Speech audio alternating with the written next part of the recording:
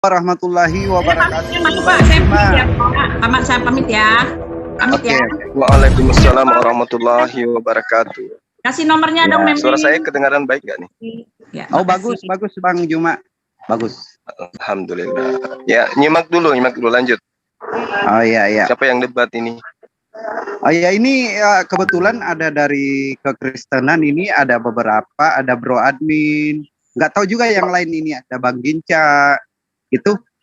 Saya sapa dulu Bro Admin, selamat siang. Selamat siang Bro Admin. Di situ ada Bang Broto, juga ada semuanya. Bang Mimi Bos katanya kan ingin berdiskusi dengan Bang Zuma. Jadi oke, gitu. silakan. Jadi gini Uti, diambil alih dulu, dikondisikan ya. Ini karena di sini lagi berisik ini, mohon maaf ya. Saya ini. Silakan diambil alih ya. Oke, insya Allah. Oke, untuk Bang Zuma mungkin ingin berdiskusi dengan Bang Mimi Bos ya. Bang Mimi Bos sudah siap, silakan dibal-balin karena Bang Mimi Bos supaya bisa mikir. Terima kasih. Oke, Bang Mimi Bos, apakah Bang Mimi Bos sudah siap? Bahas apa? Ya, jadi sebelum bahas apa kita? Jadi sebelum saya hajar Bang Juma ini, jadi saya harus menghormati atau menghargai teman-teman Kristen yang ada di CUM. Mungkin teman-teman mau berpartner dengan saya ya. Mungkin salah satunya adalah Ginca ataupun Ginting. Kenapa harus partner lagi? Mau sama siapa, Bang? Sendiri? Ya, saya menghormati, menghargai mereka. Karena apa? Karena mereka juga teman-teman saya. Jadi apa salahnya berbagi waktu? Jadi kira-kira Bang Ginca ataupun Pak Ginting yang terhormat bersedia atau tidak? Silakan Pak Ginca. Lanjut dulu Bro Meme, aku lagi ada kerjaan dikit ini. Nanti akulah ikutan setengah ya. Lanjut aja dulu deh sama Juma ya. Enggak, jangan ikut setengah Bang. Sekalian aja 282 kalau memang. Oh ya udah. Kalian aja dulu deh. Kayaknya waktunya nggak nyanda ini ya. Oh ya, oke, siap. Aku standby aja, standby ya. Jadi teman-teman yang lain saya mau wakili ya. Iya. Yo, oke, siap.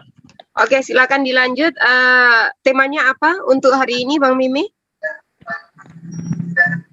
Bagaimana Bang Juma, apa topiknya? Temanya tadi bahas apa memangnya? Kita bahas tentang ciptaan dan pencipta. Dan juga ya itu aja, nggak apa-apa. Iya. Suaranya diperbaiki Bang Juma, agak gemetaran itu kalau saya lihat dari sini tuh. Dilanjut aja, nggak apa-apa. Iya, oke. Enggak diperbaiki dulu, suaranya agak gemetaran itu, soalnya saya dengar dari sini tuh. Ini Bang Mimi udah terguncang, bukan Bang Zuma. Bang Mimi ini udah terguncang, bukan suaranya Bang Zuma, tapi Bang Mimi yang sudah keok gitu kayaknya kelihatannya. Jadi makanya beliau bilang gitu. Iya. Dilanjut aja tema yang tadi. Oke, lanjutkan tema yang tadi. Silahkan Bang Mimi dan Bang Zuma mungkin bisa menggulung Bang Mimi karena Bang Mimi supaya jernih pikirannya. Oke, silahkan dimulai saja untuk opening statementnya. Masing-masing open statement. Opening ini aja ya. 3 menit ya. Open nggak Bang Mimi? Atau Bang Zuma harus open lah ya? Opening. Opening, oke. Silahkan 3 menit saja ya, karena 1 ya. Oke, silahkan. Dari saya duluan ya? Iyalah, nggak apa-apa. Mintanya dulu terus Bang Mimi ini. Aduh, rewel kali. Siap. Oke, silahkan. Sebentar ya waktunya. Bang Ilya, monitor untuk waktu. Nggak masuk jaringan. Oke, silakan. Saja ini. Untuk masing. Oke, silakan. Berapa menit? 3 menit. 3 menit. Kristen 3 menit. Oke, siap.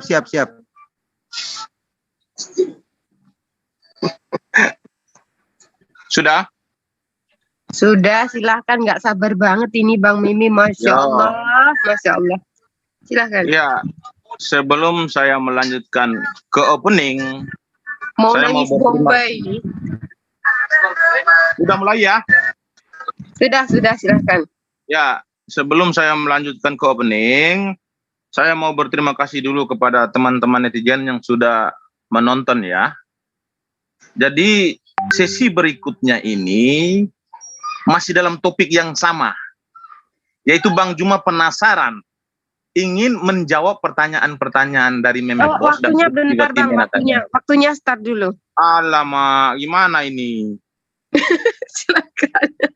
Bang Meme ini kejang-kejang mulu, silakan. Ya, jadi topik selanjutnya ini masih tetap topik yang sama.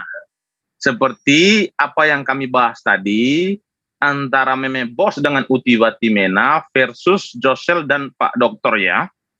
Jadi Bang Juma ini ketika kami berdialog tadi, dia ini penasaran. Kok kenapa sih Josel dan Pak Dokter ini kok disikat habis sama Ibu Uti Watimena sama Meme Bos ya? Makanya beliau ini penasaran, sehingga beliau ini mengajukan untuk menantang lagi sesi yang berikut, yaitu part 2. Saya rasa mungkin part 2 ini akan seru ya, karena memang ini Meme Bos akan mengeluarkan semua tenaganya. Nah, topik yang akan dibahas ini, sudah pasti ini menyembah kepada Tuhan yang benar ini. Tidak mungkin lari lagi dari topik ini. Karena Tuhan yang benar itu adalah Tuhan yang bisa menunjukkan identitas. Kalau Tuhan yang tidak bisa menunjukkan identitas, saya katakan itu Tuhan yang kosong. Masa nabi-nabi memberitakan Tuhan, tetapi Tuhan itu kosong? Kan nggak mungkin.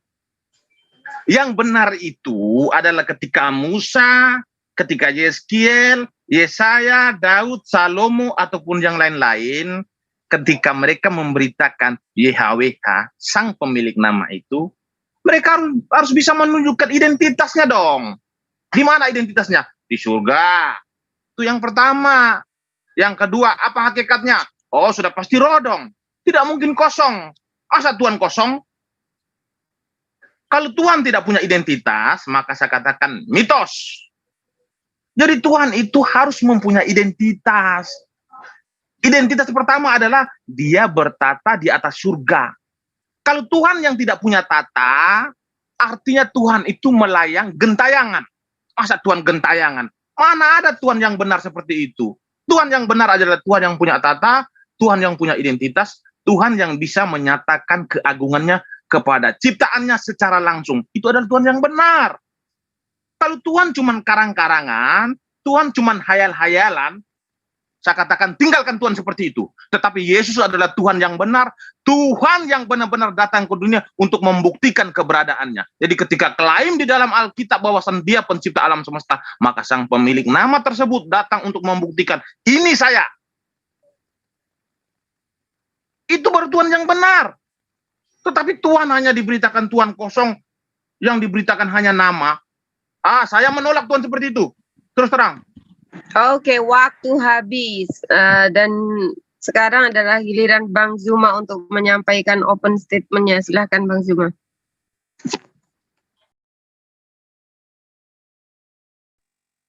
Bang Zuma? Hello? Bang Zuma? Mana nih? Bang Zuma mungkin koneksinya. Oke, maaf. Oke, silakan. Di waktunya start dari 3 menit ya, atau 2 menit? 3 menit. Saya lihatnya cuma 2 menit deh. Oh, 3 di sini Bang. Oh, di tempat saya kok 2? 3 Bang. Oh, 3. Iya, silakan. Oke. Baik, bismillahirrahmanirrahim. Assalamualaikum warahmatullahi wabarakatuh. Jadi, sahabat-sahabat yang dimuliakan oleh Allah, ketika kita berbicara mengenai pencipta langit dan bumi ini, itu berarti kita tidak sedang berbicara tentang makhluk. Kita tidak sedang berbicara mengenai ciptaan. Tetapi kita berbicara mengenai yang menciptakan. Nah, bagaimana kemudian akal manusia ini yang kemudian dicipta oleh Allah untuk mengetahui akan keberadaan Allah, meski manusia yang adalah ciptaan ini tidak mampu kemudian melihat Tuhan itu sendiri, disebabkan karena Tuhan itu tidak ada yang serupa dengan dirinya. Allah Subhanahu wa taala mengatakan bahwa Allahu khaliqu kulli syai' wa huwa ala kulli syai'in wakila. Allah menciptakan segala sesuatu dan dia memelihara segala sesuatu itu. Nah, kemudian muncul pertanyaan, bagaimana kemudian bisa dikatakan Allah itu ada sementara kita tidak pernah melihat? Nah, jangan terlalu jauh. Kalau memahami sesuatu itu nanti dikatakan ada ketika kita mampu melihat. Tidak ada manusia di atas muka bumi ini yang pernah melihat akal. Belum ada. Tapi apakah kemudian kita ingin mengatakan bahwa akal itu nggak ada? Ya. Belum ada manusia di atas muka bumi ini yang mampu menunjukkan rasa manis. Tunjukkan wujudnya rasa manis itu. Tunjukkan wujudnya seperti apa rasa pahit itu. Nggak ada yang mampu menunjukkan. Tapi apakah rasa pahit itu nggak ada? Ada. Bisa ditunjukkan? Nggak bisa tunjukkan wujudnya. Rasa manis ada? Ada. Bisa tunjukkan wujudnya? Nggak ada yang bisa menunjukkan wujudnya. Kalau hal yang spesifik seperti ini saja kita tidak mampu menunjukkan wujudnya, lalu bagaimana kemudian yang maha besar, maha kuasa ini bisa kita tunjukkan? Layaknya kita menunjukkan suatu benda. Aku ingin tahu batu itu seperti apa. Nah, lihat tuh, itu yang dikatakan batu. Aku ingin tahu seperti apa yang dikatakan kursi. Tuh, lihat. Itu kursi. Aku ingin tahu seperti apa pencipta langit dan bumi ini. Nggak bisa. Karena dia berada pada dimensi yang berbeda. Dia berada pada tempat yang tinggi. Ya. Dikatakan di dalam Al-Quran itu sangat jelas banyak dalil yang mengatakan bahwa Allah itu kemudian laisa kamitslihi syai'. Tidak ada yang sama seperti Allah. Inna rabbaka huwa khallaqul alim. Sesungguhnya Tuhanmu, dialah yang maha pencipta, lagi maha mengetahui. Jadi karena Allah itu maha mengetahui, Allah itu maha mendengar, maka Allah kemudian tidak mesti turun ke atas muka bumi ini untuk mengetahui sesuatu. Jadi untuk mengetahui bahwa keberadaan Allah itu, Oke, makasih. Mohon maaf ya. Oke, mungkin ini adalah tanya jawab, pertanyaan 2 menit, jawaban 5 menit. Oke, silahkan. Mungkin dari pihak Kristen dulu bertanya, kemudian Bang Zuma menjawab gitu saja ya. Dimulai dari Bang Mimi Bos, karena Bang Mimi Bos ini maunya yang pertama terus. Oke, silahkan. Bang Mimi bertanya, apa yang ingin ditanyakan? Ya, terima kasih paparan Bang Zuma. Tetapi menjadi permasalahan di sini, Mimi Bos akan menekan. Bang Zuma mengatakan bahwasan akal itu tidak bisa dilihat. Akal memang benar tidak bisa dilihat, tetapi bisa digunakan. Manis itu memang tidak bisa dilihat, tetapi bisa dirasakan. Angin tidak bisa dilihat, tapi bisa dirasakan. Kalau Bang Zuma menganalogikan antara angin, manis, akal, ataupun yang lain-lain, yang tidak bisa dilihat dengan kasat mata, saya katakan ini analogi yang sangat keliru. Karena sesuatu yang dianalogikan oleh Bang Zuma tadi itu bisa dirasakan oleh makhluk. Saya sebagai manusia yang mempunyai akal dan logika, saya bisa merasakan angin. Walaupun dia tidak terlihat oleh kasat mata, tetapi saya bisa merasakan, artinya dia ada. Manis, saya tidak bisa melihat dengan kasat mata, tetapi saya merasakan, artinya ada. Akal, saya tidak bisa melihat dengan kasat mata, tetapi saya bisa menggunakannya. Nah, pertanyaan saya, Allah Subhanahu wa Ta'ala yang Anda klaim sebagai pencipta alam semesta ini, apa yang Anda rasakan tentang Dia? Apa? Apa yang Anda rasakan? Silakan.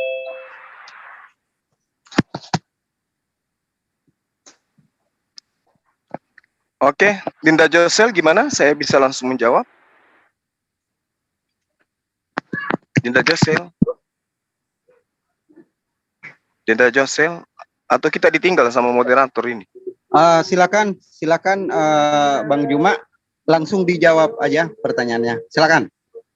Oke, baik. Jadi gini, kalau Anda mengatakan Anda bisa merasakan rasa manis itu, nah siapa yang menciptakan rasa manis itu? Apakah rasa manis itu yang buat adalah nenek Anda, kakek Anda, atau presiden Anda? Yang membuat rasa manis itu siapa? Kalau rasa manis Anda bisa merasakannya, itu disebabkan karena ada yang membuatnya. Siapa yang membuatnya rasa manis itu? Atau Anda aja Anda aja sendiri. Siapa yang membuat Anda? Apakah kedua orang tua Anda yang membuat urat-urat yang ada pada diri Anda? Bibir Anda disetting oleh kedua orang tua Anda supaya bisa goyang. Gigi Anda disetting oleh nenek Anda supaya bisa tumbuh. Atau ada dimensi, ada kekuatan lain di luar Anda yang bekerja, tapi Anda tidak lihat. Kalau Anda mengiyakan ada kekuatan di luar dimensi Anda, itulah Allah. Anda mampu berbicara, Anda tidak mampu melihat suara Anda, tapi suara Anda ada. Apakah Anda bisa menunjukkan bentuk suara Anda? Nggak bisa. Berarti ada kekuatan di luar diri Anda yang kemudian tidak bisa Anda tunjukkan. Nah, itulah Allah. Laisa kamitslihi syai'. Kenapa kemudian dia itu tidak bisa ditunjukkan? Kita tidak bisa mediasikan dalam bentuk apapun. Misalnya Tuhan itu dalam rupa manusia. Nggak mungkin. Karena Tuhan itu maha sempurna. Manusia tidak sempurna. Anda mau menunjukkan Tuhan itu berbentuk api? Nggak mungkin. Tuhan itu maha sempurna. Api tidak sempurna. Kecuali Anda ingin mengatakan bahwa agama Anda adalah ajaran Helenisme. Ajaran Helenisme itu memiliki banyak Tuhan.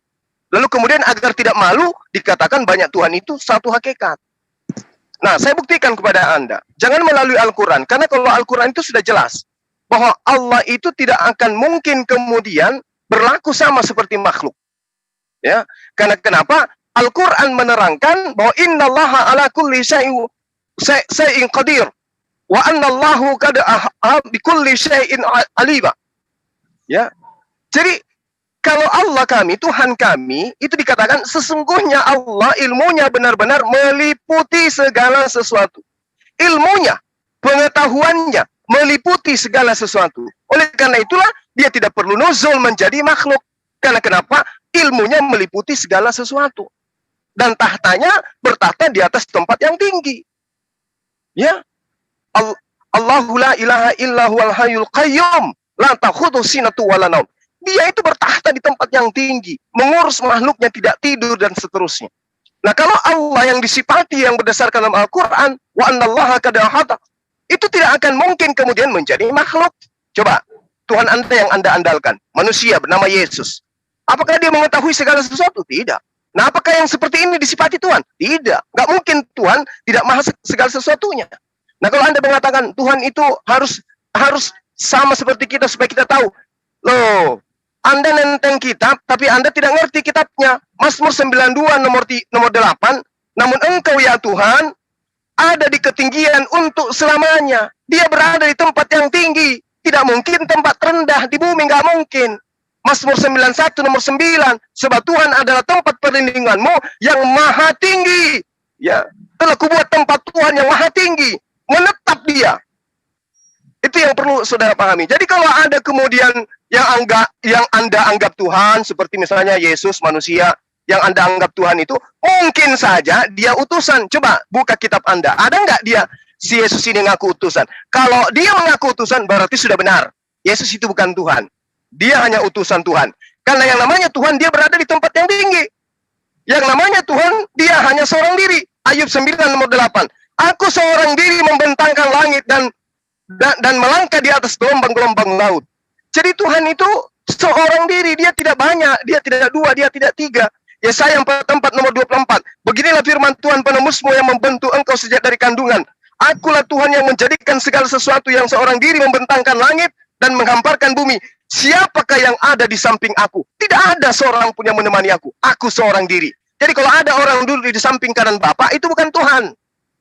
Itu hanya utusan Tuhan yang diberi kemuliaan. Nah, kalau Anda berbicara mengenai Tuhan, berarti Anda berbicara mengenai dimensi yang tidak Anda kenal. Kenapa? Jangankan Tuhan yang menciptakan Anda, melihat usus Anda saja tidak bisa. Anda nggak bisa melihat jantung Anda nggak bisa melihat pelopak mata Anda sekalipun. Ini yang perlu Anda pahami, bahwa kita manusia ini punya keterbatasan. Bagaimana mungkin kemudian bisa melihat esensi yang tidak terbatas? Allah itu tidak terbatas. Allah itu tidak memiliki keterbatasan. Dia tidak terkekang oleh waktu dan ruang. Sementara Anda memiliki keterbatasan. Untuk melihat suara saja Anda nggak mampu. Terima Seperti kasih itu. Bang Zuma. Mohon maaf Terima tadi. kasih juga moderator. Oke, terima kasih. Jadi gini, untuk saat ini Bang Meme Bos menanggapi 4 menit untuk menanggapi jawaban dari Bang Zuma. Oke, silakan 4 menit untuk Bang Meme Bos menanggapi. Nanti juga kemudian Bang Meme ada waktu 2 menit untuk bertanya kepada Bang Zuma, ada waktu 2 menit untuk bertanya kepada Bang Meme Bos. Silakan menanggapi. 4 menit dimulai, silakan. Berarti saya hanya menanggapi ya, tidak bertanya ya? Menanggapi jawaban Bertanya dari boleh. Bang Zuma. Tadi udah Oke. nanya, masih nanya pula Bang Meme mintanya. siap. Paham ya? Siap. Yo. Oke, silakan. Jadi Bang Juma mengatakan bahwasan yang menciptakan manis, yang menciptakan ibumu, ayahmu itu siapa? Ya sudah pasti Tuhan saya dong. Tuhan saya. Bang Juma tahu nggak ketika dia mengklaim kepada Musa di Gunung Sinai bahwasan dia pencipta alam semesta. Dia barengi dengan wujudnya. Dia barengi dengan keberadaan kepada Musa dan membuktikan kepada orang-orang Israel, maka di situ satu kebenaran yang disaksikan oleh bangsa Israel bahwasan Tuhan ini tidak klaim kosong. Jadi kalau Bang Juma bertanya, siapa yang menciptakan ibumu, siapa yang menciptakan manis? Ya sudah pasti Tuhan saya, karena Tuhan saya mengklaim langsung membuktikan keberadaannya. Bukan klaim kosong. Mana mungkin Tuhan itu klaim kosong, Pak? Kalau Tuhan klaim kosong, saya katakan Tuhan itu adalah mitos. Tetapi tidak bagi kami. Bagi kami ketika sang pemilik nama mengklaim, sang pemilik nama harus bisa membuktikan keberadaan kepada kami. Supaya apa? Supaya kami yang mempunyai akal dan logika ini percaya. Jangan menyembah kosong. Berbeda jauh, Pak. Kalau Anda mengatakan bahwa Tuhan Anda yang menciptakan alam semesta, yang menciptakan manis, ataupun ibu, ataupun ayah. Mana bukti keberadaan Tuhan Anda? Tuhan Anda itu hanyalah sebuah nama. Anda menyembah kepada sebuah nama, bukan menyembah kepada sebuah entitas, ataupun sebuah hakikat. Kosong, Pak. Muhammad hanya memberitakan Allah Subhanahu wa Ta'ala itu hanyalah 5 huruf. Tetapi 5 huruf ini kosong isinya, tak ada isi. Apa isinya? Tak ada, kosong, Pak. Tetapi Kristen ketika Musa memberitakan nama YHWH, sang pemilik nama ini di dalam ada isinya. Apa isinya? Isinya hakikatnya adalah roh. Isinya apa lagi? Isinya itu dia bisa turun ke bumi untuk membuktikan keberadaannya kepada ciptaannya, bahwasan saya ini benar-benar ada, bukan berbicara kosong. Untuk apa Tuhan harus turun ke bumi untuk membuktikan keberadaannya? Supaya kelak nanti ketika dia mengutus Musa, dia mengutus Yeskiel, Yesaya, ataupun yang lain-lain kepada umat manusia, supaya mereka itu senantiasa percaya kepada nabi-nabi yang diutus Tuhan. Kalau tidak ada pembuktian dari Tuhan kepada umat Israel, maka orang akan berkata, wahai Yesaya, engkau berbicara kosong kepada kami. Engkau hanya memberitakan sebuah nama, tetapi sang pemilik nama itu tidak ada. Artinya engkau bicara kosong kepada kami. Wahai Musa, kamu berbicara kosong kepada kami. Wahai Yeskiel, kamu berbicara kosong kepada kami. Kamu hanya datang membawa huruf-huruf, lalu beritakan kepada kami bahwasan inilah Tuhan pencipta alam semesta, tetapi pada kenyataan dia adalah kosong. Kami menolak ajaran-ajaran kalian, wahai Yeskiel, Yesaya, Musa. Tetapi tidak, Pak. Tuhan langsung turun dalam nyala api ataupun awan. Supaya apa? Supaya bangsa Israel percaya kepada Musa ketika Musa memberitakan tentang siapa dia.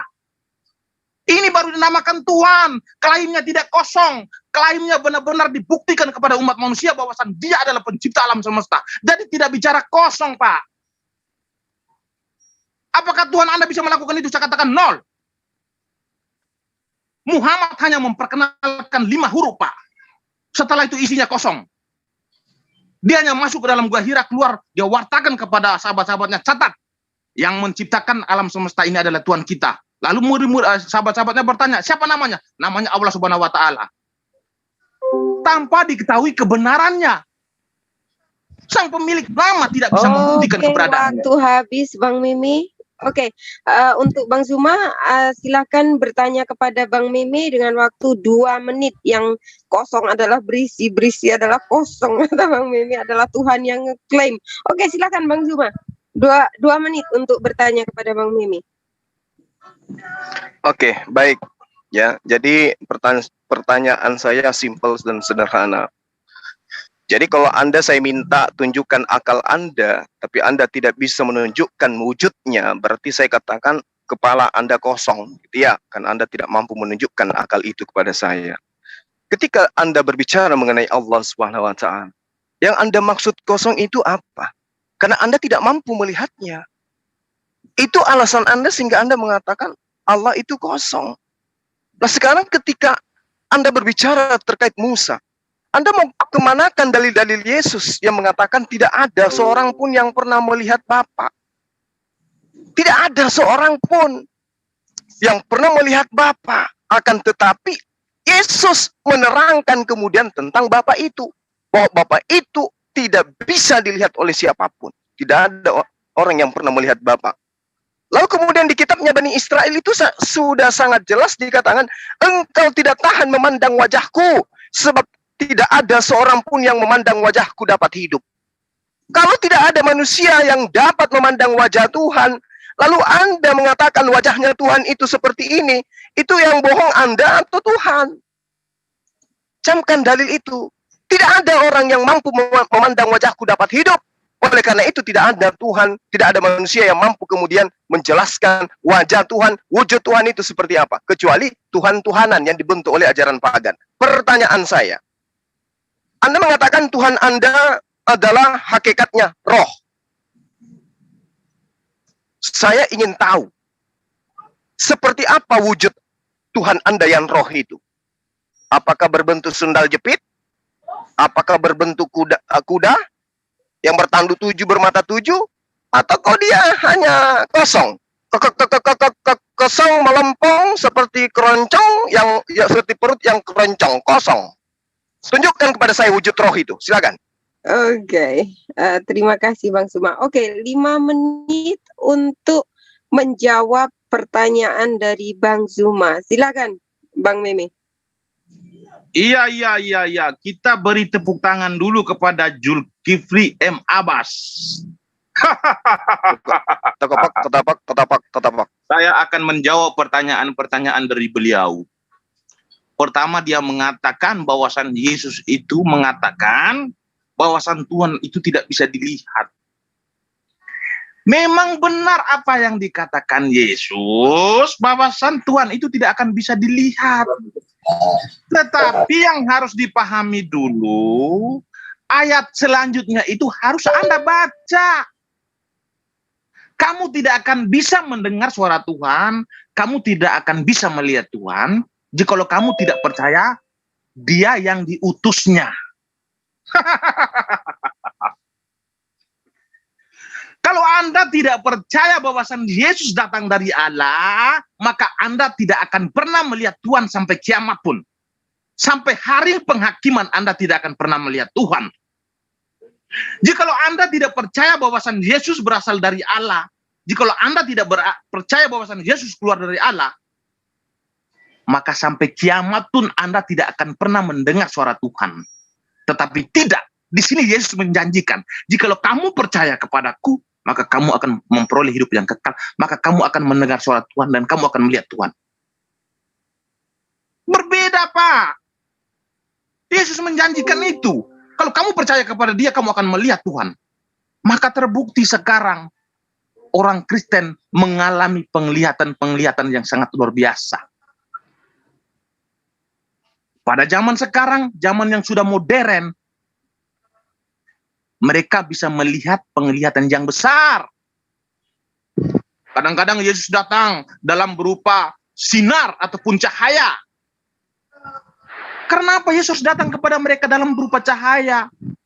Karena mereka percaya kepada Yesus.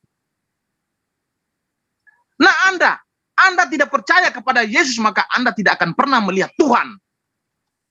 tetapi tidak bagi kami. Bagi kami ketika kami percaya Yesus, maka kami akan bisa melihat Tuhan, kami akan mendengarkan suara Tuhan, dan terbukti sekarang setiap orang mengalami pengalaman supranatural, yaitu berbicara dengan Tuhan secara langsung. Yesus datang Pak dalam cahaya untuk berbicara kepada orang yang diapakan oleh Dia. Lalu Anda bertanya, Tuhan Anda itu wujudnya seperti apa? Apakah roh itu wujudnya seperti apa? Saya katakan, roh itu adalah goib. Roh itu tidak bisa dilihat oleh kasat mata. Tidak bisa dilihat oleh mata manusia. Lalu bagaimana cara Tuhan untuk menunjukkan identitasnya kepada ciptaannya? Sedangkan roh ini tidak bisa dilihat oleh manusia. Tuhan itu mempunyai akal, Pak. Tuhan itu mempunyai solusi. Kalau manusia tidak bisa menjangkau Dia, bagaimana caranya supaya manusia ini bisa menjangkau?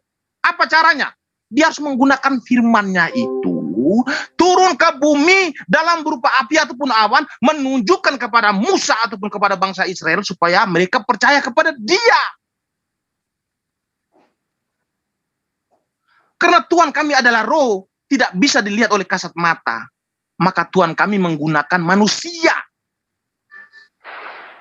Supaya apa Dia menggunakan manusia? Supaya komunikasi dengan manusia ini terarah ataupun intens. Inilah fungsinya Tuhan kami menggunakan manusia supaya apa? Supaya manusia bisa melihat. Supaya manusia bisa tahu bahwasan Dia adalah Tuhan yang benar. Tuhan yang bisa menunjukkan bukti-buktinya. Tuhan bisa menunjukkan identitasnya. Berbeda dengan Tuhan yang Anda sembah. Anda menyembah kepada Tuhan yang kosong, Pak. Anda hanya menyembah kepada Tuhan pemilik nama saja, tetapi Dia adalah kosong. Maka Yesus berkata apa? Di Yohanes 4 ayat 42, Aku telah turun dari surga. Apakah Muhammad bisa mengatakan bahwasan dia turun dari surga? Saya katakan tidak bisa, Pak. Apakah Musa, apakah Yeskiel, apakah Yesaya? Apakah mereka berani mengatakan bahwasan aku telah turun dari surga? Tidak ada yang berani, Pak. Tetapi hanya Yesus satu-satunya yang berani mengatakan bahwasan aku telah turun dari surga. Karena Dia adalah Tuhan itu sendiri yang datang ke dunia untuk membuktikan keberadaan kepada ciptaannya bahwasan Dia adalah Tuhan yang benar. Berbeda jauh dengan Tuhan yang Anda imani, Pak. Tuhan yang Anda imani, saya katakan, sampai kapanpun tetap akan bersembunyi. Yang bersembunyi itu adalah narapidana, Pak. Tetapi Tuhan Anda sudah mau kiamat masih bersembunyi, Pak. Pertanyaan saya, sampai kapan Tuhan Anda itu akan terus bersembunyi? Terima kasih, waktu habis. Saya rasa gini ya, Bang Meme ini tidak bisa membedakan ini. Tidak bisa membedakan namanya argumentasi dan jawaban. Jadi ini ambigu. Oke, silahkan waktu Boleh saya 4 menit untuk menanggapi Bang Zuma dari jawaban Bang Meme yang salah kaprah. Ya, boleh saya habiskan waktu saya 4 menit untuk tertawa saja? Boleh? Allahu Akbar, Masya Allah. Andaikan bisa saya tertawa saja ini sejam, tertawa saja saya. Anda mengatakan Tuhan saya itu kosong. Giliran saya tanya, Tuhan Anda itu roh. Saya minta wujudnya seperti apa? Anda mengatakan roh itu gaib. Kalau gaib berarti dia nggak bisa kelihatan.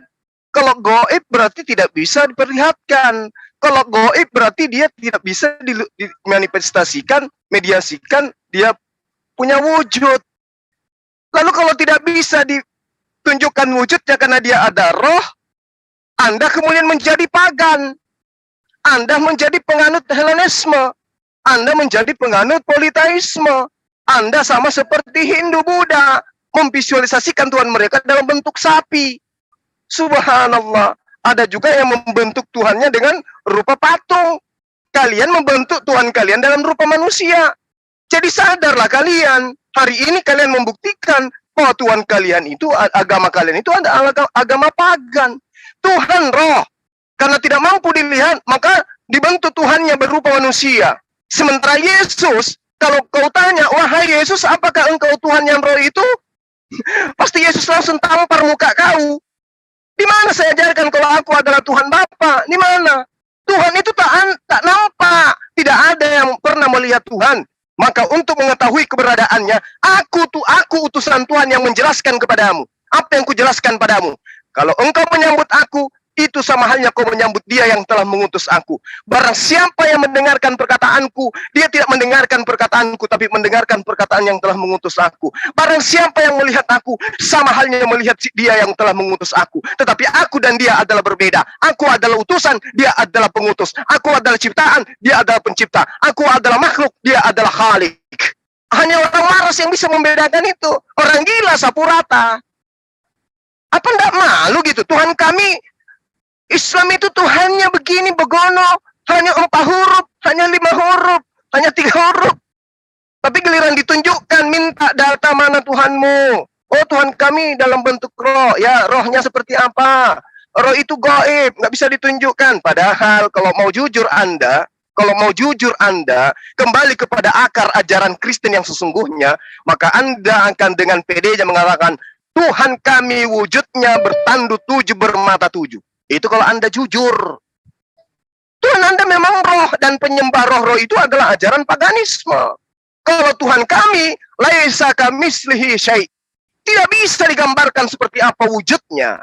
Karena tidak ada manusia yang pernah melihatnya. Hanya pembohong yang bisa menunjukkan wujud Tuhannya, sementara dia tidak pernah melihatnya. Sampai apa yang terjadi? Oh, kami banyak yang melihat Tuhan kami kok. Makanya Tuhan kami itu datang berupa sinar. Jangan-jangan orang lagi cari duren, cahaya senternya melintas, Anda katakan, oh Tuhanku, ada sinar. Atau jangan-jangan kilat. Atau jangan-jangan mobil lagi nyebrang, ada cahayanya. Oh Tuhanku, engkau berbentuk cahaya. Ini ajaran apa ini? Sementara kalau Anda itu beragama dengan baik, kawan. Makanya aku bilang pendebat Kristen itu saya lebih paham Bible daripada mereka. 1 Korintus 15 nomor 48, makhluk-makhluk alamiah sama dengan dia yang berasal dari debu. Makhluk-makhluk surga sama dengan Yesus yang berasal dari surga. Berarti kesamaan Yesus itu sama dengan makhluk yang datang dari surga.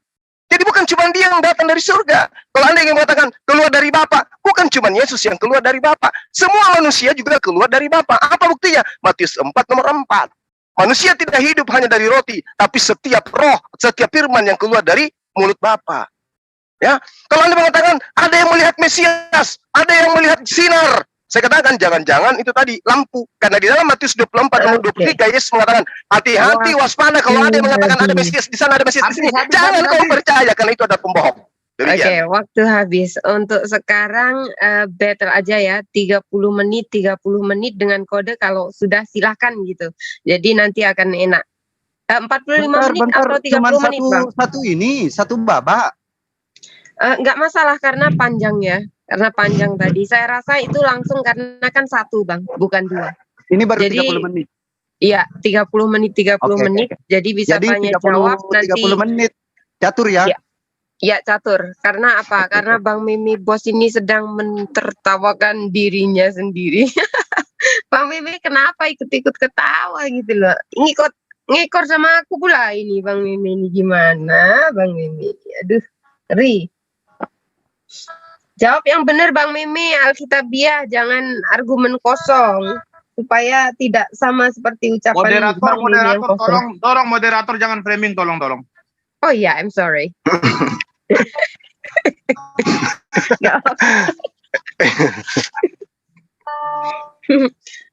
Maaf ya.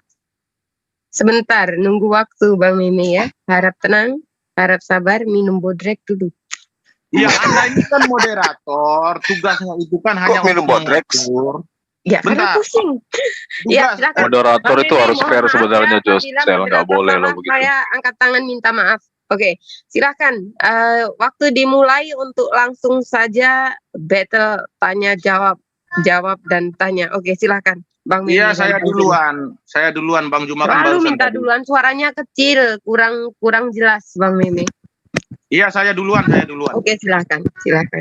Iya, sebelum saya bertanya, saya mau menyangga dulu ya.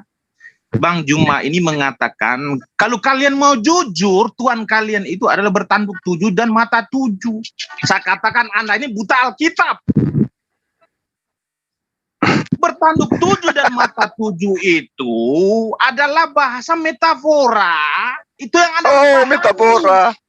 Bentar, Oh, oh, Pak. oh, oh, oh, oh. Bentar. Jangan nangis.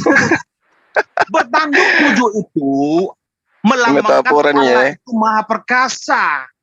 Wih. Bermata 7 melambangkan Allah itu maha melihat. Maka saya katakan, Oh. kalau Anda buta Alkitab, janganlah datang untuk menantang Meme Bos.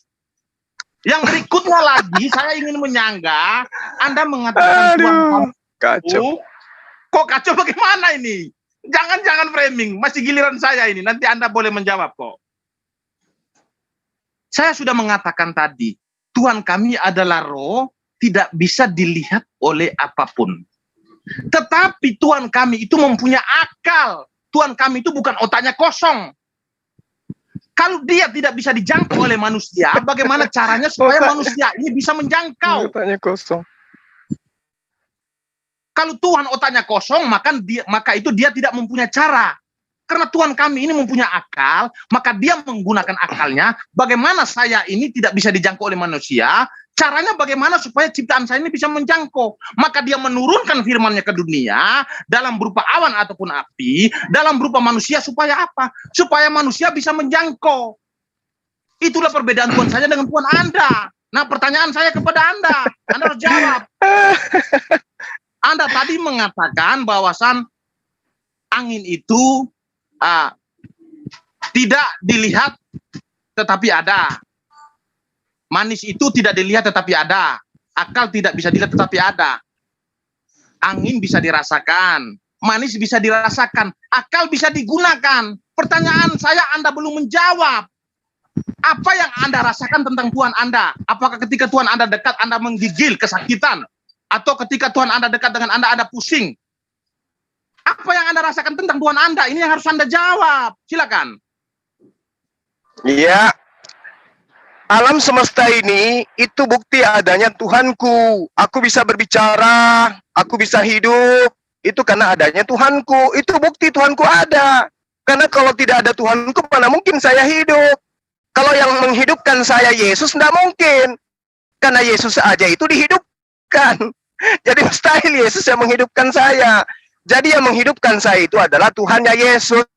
Dan Tuhannya Yesus dan Tuhanku itu sama-sama. Satu-satunya Tuhan itu adalah Tuhan kami. Tidak seperti kalian, Tuhan kalian itu ada berbentuk roh, bertanduk 7, bermata 7. Kalau Anda mengatakan Tuhan itu tidak bisa dilihat karena dia adalah roh, lalu Anda mengatakan Tuhan Anda itu bertanduk 7 untuk menunjukkan tahtanya, dan itu hanya metafora. Faktanya baca Wahyu 5 nomor 6. Aku melihat. Ya, percaya enggak Anda bahwa Yohanes melihat? Kalau Anda percaya Yohanes melihat, maka Anda percaya wujud yang dilihat Yohanes itu berbentuk binatang, bertanduk 7, bermata 7. Itu yang dilihat oleh Yohanes. Ya, sementara Anda mengatakan banyak orang yang melihat Tuhan berupa cahaya. Yohanes lebih hebat dia. Dia melihat Tuhan, Tuhan kalian dalam bentuk binatang, bertanduk 7, bermata 7. Kamu nggak percaya? Saya tanya sama saudara Meme Bos. Kamu nggak percaya penglihatan penglihatan penulis kitab Wahyu? Penulis kitab Wahyu melihat bahwa Tuhannya dalam bentuk binatang, bertanduk 7, bermata 7. Anda percaya atau tidak? Silakan. Iya, jadi Bang Juma ini Suaranya tidak menjawab pertanyaan saya. Suaranya jauh, lama-lama makin menghilang suaranya. Silakan. Halo, ini udah jelas. Enggak jelas. Kok kenapa suara saya malah kecil ya? Sudah. Apa ini ada kecurangan atau gimana? Itu karena Bang Meme makin loyo jawabnya, belum bisa. Belum ini enggak? Silakan. Ini sudah jelas? Sudah. Hah?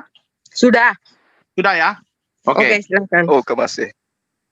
Saya sudah mengatakan tadi bahwasan itu ayat metafora, Pak. Metafora. Anda jangan mengulangi lagi ketika saya sudah menjawab. Artinya Anda bentar. Artinya Anda ini tidak mempunyai lagi materi untuk dipertanyakan. Tiap hari mereka di sini nanti. Saya sudah mengatakan bahwasan ayat itu adalah metafora, bahkan penjelasan sudah saya paparkan. Bertanduk 7 melambangkan keperkasaan Tuhan. Bermata 7 melambangkan Tuhan Maha Melihat. Nah, apalagi yang Anda minta? Permintaan Anda sudah saya jelaskan semua. Tetapi yang menjadi permasalahan saya, pertanyaan saya Anda tidak menjawab. Anda malah mengatakan bahwasan untuk membuktikan Tuhan saya ada itu dengan adanya alam semesta, dengan adanya bumi, dengan adanya saya. Anda lupa ya. Muhammad itu mengklaim bahwasan yang menciptakan alam semesta ini kepada semua orang tahun 700 Masehi, Pak. Sebelum Muhammad mengklaim jutaan tahun yang berlalu, Tuhan Anda kemana saya tanya? Tuhan Anda itu, Pak, hilang jejak. Saya katakan hilang jejak, Pak. Tahun yang berlalu kemana dia, coba saya tanya. Masa Tuhan bisa hilang jejak? Tuhan kok tiba-tiba ngaku-ngaku tahun 700 Masehi bahwasan dia pencipta alam semesta? Kemana saja dia kemarin-kemarin? Masa setelah mengklaim, sang pemilik nama ini sembunyi?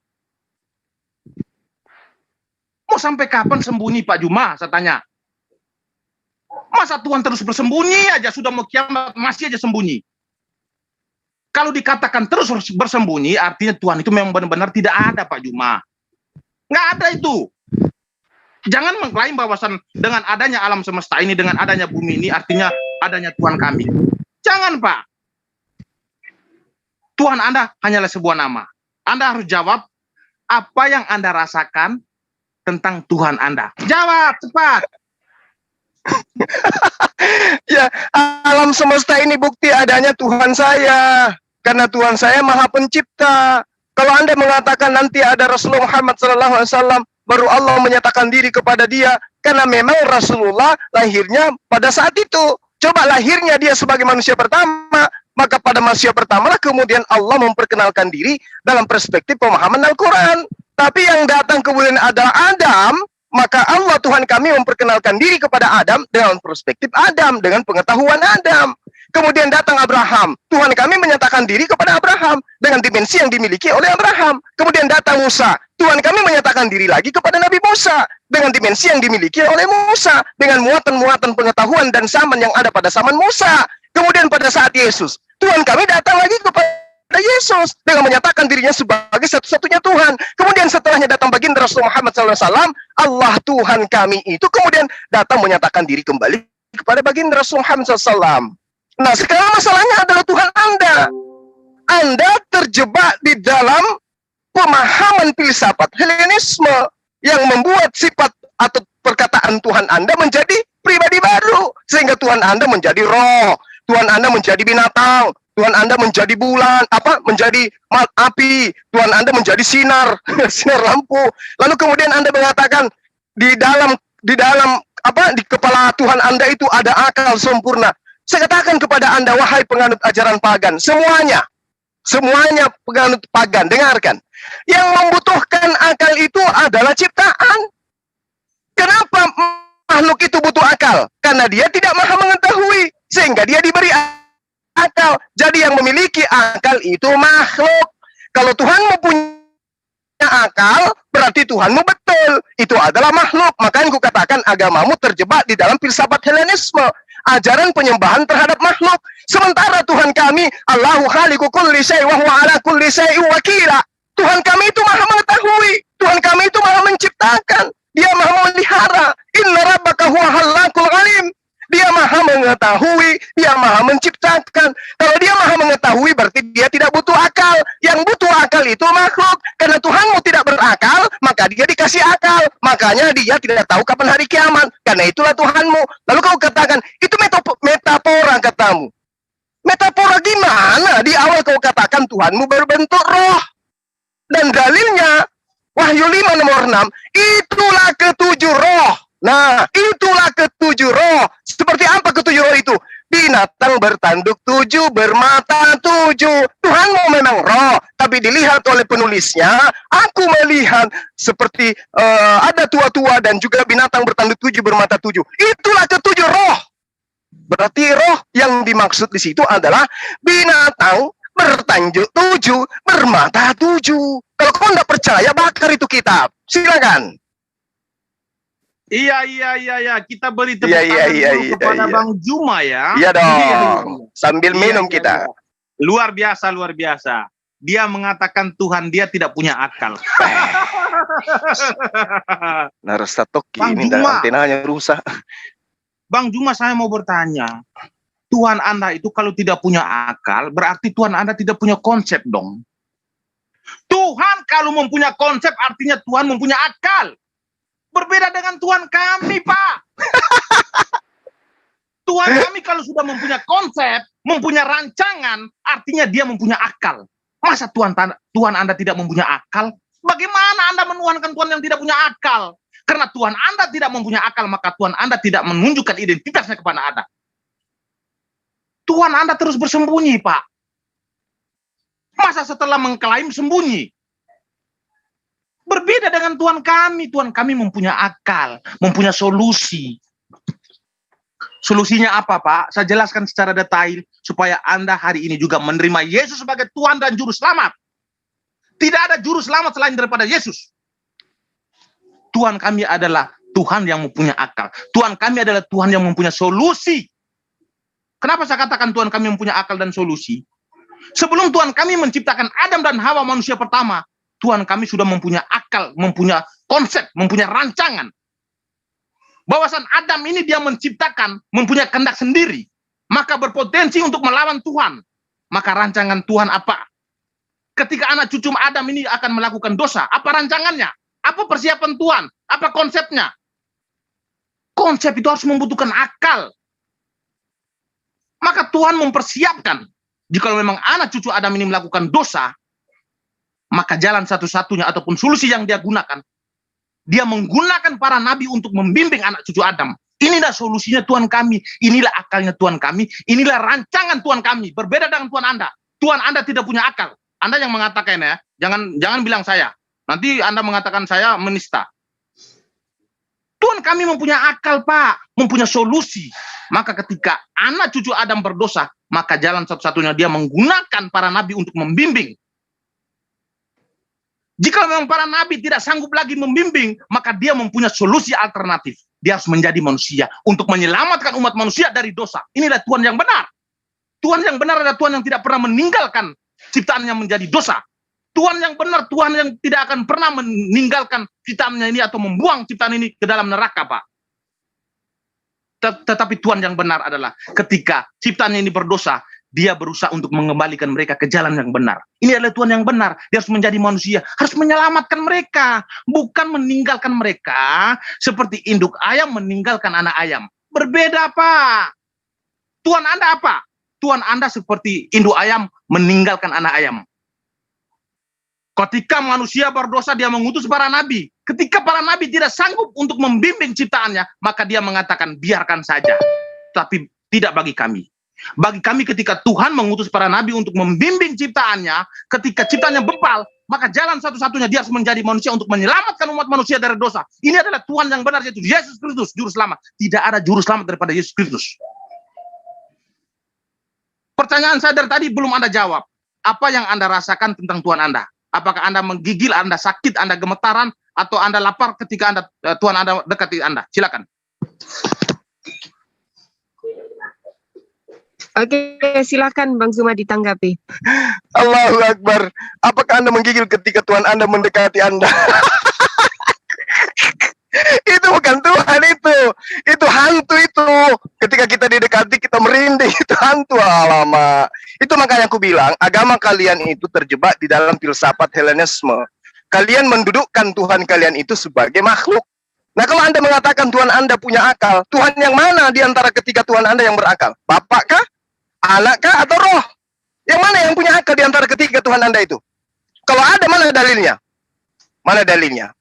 Ayo. Jadi saya katakan kepada saudara, Tuhan kami itu sudah berapa kali saya katakan, Tuhan kami itu maha mengetahui. Akal diberikan manusia supaya manusia itu mengetahui.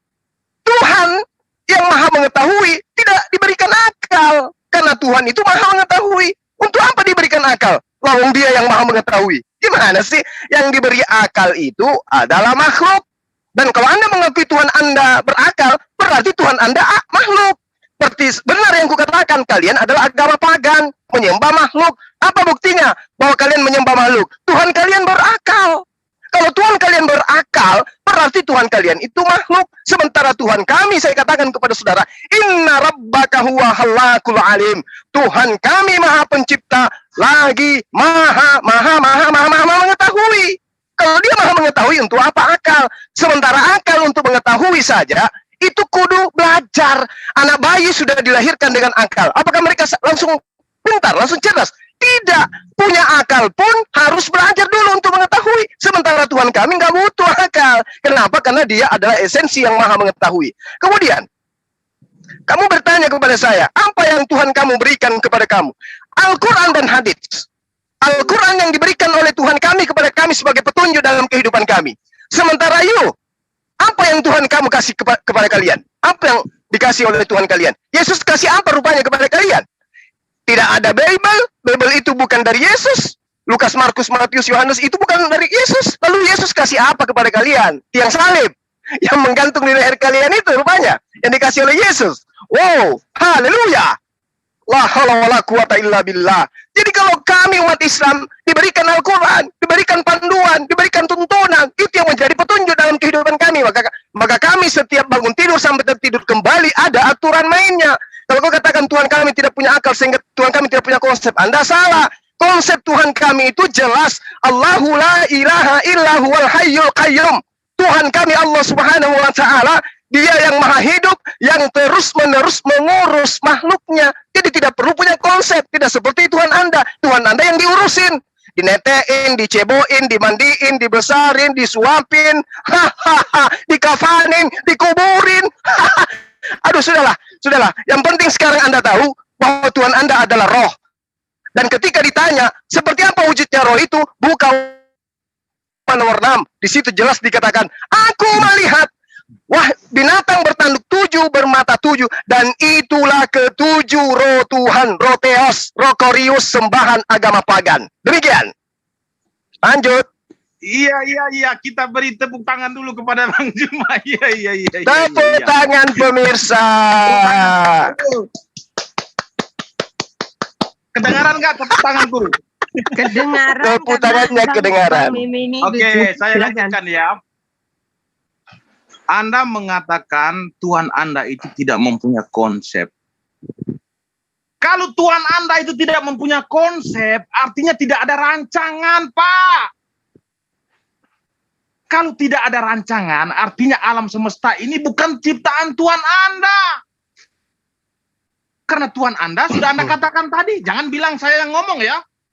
Anda mengatakan Tuhan Anda itu tidak mempunyai konsep. Allahu Akbar. Jangan tertawa, jangan panik. Anda mengatakan Tuhan Anda ini. Aku takbir aja lucu. Bukan. Sebentar Bang, sebentar. Jangan potong. Jangan mengganggu. Oke, lanjut. Ini kita bantai-bantaian hari ini, jangan main, ayo. Jangan. Iya, saya ulang ya, jangan dipotong ya. Jangan mengalihkan perhatian. Ya. Anda mengatakan Tuhan Anda itu tidak mempunyai konsep, artinya tidak punya akal. Kalau Tuhan Anda itu tidak mempunyai konsep, tidak punya akal, berarti dunia ini bukan rancangan Tuhanmu, selesai, Pak. Berarti rancangan dunia ini ataupun alam semesta ini adalah Tuhan saya. Karena Tuhan saya mempunyai akal sehingga dia mempunyai konsep. Konsep artinya rancangan penciptaan, rancangan keselamatan. Ini baru Tuhan yang benar. Lalu Anda mengklaim untuk membuktikan Tuhan kami ada, dia memberikan Al-Quran. Anda lupa ya, Al-Quran itu ditulis oleh siapa? Al-Quran itu ditulis oleh manusia. Siapa manusia tersebut? Manusia tersebut adalah sahabatnya Muhammad. Bersumber dari mana mereka? Bersumber dari Muhammad. Muhammad bersumber dari mana? Tidak diketahui, Pak. Dia masuk ke dalam gua Hira, satu pun tidak ada yang melihat. Lalu dia keluar, dia mengklaim, saya bertemu dengan Jibril. Jibril mengatakan kepada saya bahwa yang menciptakan alam semesta ini adalah Allah Subhanahu wa Ta'ala. Anda lupa, Pak, Al-Quran Anda itu ditulis oleh manusia. Al-Quran Anda tidak jatuh ke debluk dari surga, lalu Anda imani. Tidak, nol. Jangan mengklaim, Pak, ini dengan meme bos. Maka saya katakan, kalau Anda klaim-klaim kosong saja, Pak, tak usahlah, Pak. Kita jujur aja, kita fair. Kita harus menunjukkan bukti-bukti kebenaran. Hanya Yesus Tuhan dan Juru Selamat. Selain itu tidak ada, Pak. Kosong. karena dia bisa membuktikan keberadaannya. Selain itu nol besar. Hajar Bang Juma, lanjutkan. Allahu Akbar, Masya Allah. Jadi yang Anda katakan Tuhan Anda itu ada karena dilahirkan. Tapi kalau Anda berbicara mengenai konsep sama seperti yang Anda tanyakan kepada saya bertanya kepada Anda, seperti apa wujud Tuhan Anda akan mengatakan, wujud Tuhan saya roh. Itu gaib, kata Anda kan? Nah, Anda nggak mampu menunjukkan. Berarti saya pun bisa menuduh Anda dengan tuduhan yang sama. Kalau Anda tuduhkan seperti itu, memang yang disifati oleh Tuhan saya itu adalah laisa kamitslihi syai'. Dia tidak serupa dengan apapun, sehingga lisan saya tidak mampu mengatakan Tuhan kami itu seperti ini. Kalau Anda kan mampu. Tuhan kami itu wujud roh, bermata tujuh, wujud manusia, anak Maria, Yesus, dan seterusnya. Itu Tuhan Anda. Ada yang berbentuk merpati, ada api, tiang awan, dan seterusnya. Itu Tuhan Anda. Itu adalah filsafat himne Plato. Itu filsafat Helenisme, menggambarkan wujud Tuhan dalam rupa makhluk. Dan itu tidak diajarkan oleh para nabi, termasuk Yesus. Makanya Yesus mengatakan, Tuhan itu tidak ada yang pernah melihat, tidak ada yang pernah mendengarkan suaranya, tidak ada yang pernah melihat wajahnya. Itu kata Yesus. Jadi yang didengarkan oleh Musa kemudian itu adalah perantaraan dari makhluk. Tuhan menempatkan diri kepada Musa melalui perantaraan makhluknya. Tidak mungkin Tuhan datang langsung kemudian menampakkan diri langsung kepada Musa dalam rupa wujud, nggak mungkin. Ya nggak mungkin, karena alam semesta ini tidak mampu membuat Tuhan. Tidak mampu, Tuhan itu maha besar. Baca kitab Anda. Ya, Yesus itu datang bukan tujuannya untuk mewakili Tuhan dalam arti kata, akulah wujud Tuhan, itu tidak. Periksa kitab Anda, dalil demi dalil diterangkan di dalamnya, Yesus itu hanya utusan. Mau sampai kemanapun kemudian ilmu Anda, kalau Anda dudukkan perkataan Yesus, maka Yesus hanya mengatakan, aku utusan Tuhan. Lalu siapa yang melantiknya menjadi Tuhan? Ajaran pagan yang kalian anut ini yang mengatakan bahwa Yesus itu adalah Tuhan itu sendiri. Itu pagan itu. Tapi kalau Anda bertanya kepada Yesus, Yesus, apakah engkau adalah Tuhan itu sendiri? Yesus akan mengatakan, siapa bilang? Siapa yang mengajarkan?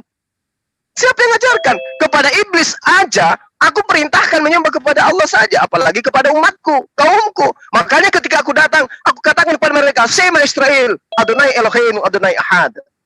Tiba-tiba muncul Kristen menunjukkan bahwa Tuhan saya adalah manusia bernama Yesus. Waduh, bertobatlah kawan-kawan. Ya, jadi ketika Anda berbicara terkait dengan Nabi Muhammad SAW, Al-Quran itu datang, diwahyukan kepada perantaraan Jibril, kemudian disampaikan kepada baginda Rasul Muhammad SAW. Sampai hari ini, silakan Anda uji. Jangan cuma Anda mengatakan, oh dia menerima di goa, oh dia adalah ini dan itu. Lihat Quran yang ada di hadapan Anda sekarang. Pretelin Al-Quran itu. Pelajari, belajar dulu, baca Iqra, Alif, Ba, Ta, Za, dan seterusnya. Setelah Anda tahu itu, teliti isinya. Pahami kandungannya berdasarkan original teksnya. Setelah Anda menemukan celah di dalamnya, tampil untuk mengkritisi Al-Quran. Anda tidak membahas 1400 tahun silam cara dia menerima wahyu pun, kalau Anda menunjukkan kesalahan dalam Al-Quran hari ini, maka orang akan tahu bahwa ternyata itu adalah karangan beliau. Tapi kekuatan apa yang Anda ingin gunakan? Anda mau mempersatukan semua orang Kristen di atas muka bumi ini dengan perlengkapan senjata yang lengkap, dengan alat-alat yang canggih, bersatu dengan setan, bersatu dengan jin untuk merontokkan Al-Quran, tidak akan mampu. Jadi kalau hanya Anda mengatakan, beliau tidak ada saksi menerima, jangan bahas itu. Al-Quran sudah ada di tangan Anda. Anda ke Gramedia baca di sana, beli 50.000 Anda sudah dapat. Pelajari, teliti, kaji, tunjukkan kepada kitab Apologet Muslim, Al-Quranmu begini loh, Al-Quranmu begini loh, ini buktinya. Tapi kan Anda mampu. Berbeda dengan saya. Kalau ada orang membaca Quran, dari sini saya bisa tahu dia salah huruf, dia salah tanda baca, dia salah fathah, dia salah kasrah, dia salah mat dan seterusnya. Saya tahu, karena ini adalah kalam Allah, bukan perkataan manusia. Hanya orang yang diberi akal pikiran sehat yang bisa memahami Al-Quran. Zalikal kitabu la raiba fihi hudal lil muttaqin. Kitab Al-Quran itu tidak ada keraguan di dalamnya. Petunjuk bagi mereka yang bertakwa. Nah sekarang Anda ingin mengkaji Quran, membahas tentang pewahyuan, membaca kitab kami saja Anda nggak mampu. Gimana bisa Anda mengkritisi itu? Kembali kepada tema kita bahwa Ketika saya bertanya, mana wujud Tuhan Anda? Ternyata Tuhan Anda itu wujudnya roh, dan saya minta tunjukkan wujud roh itu. Anda mengatakan Tuhan kami gaib, maka saya katakan Tuhan Anda kosong. Song, kosong, song, song, kosong, song, song, perut meroncong, makan beroncong, bibir monyong, otak kosong. Beginilah jadinya. Silakan. Hore! Hore lagi. Silakan. Ya, gantian ya. Ya. Ya. Anda mengatakan bahwasan saya ini membaca Al-Quran saja tidak bisa, lalu mengkritik.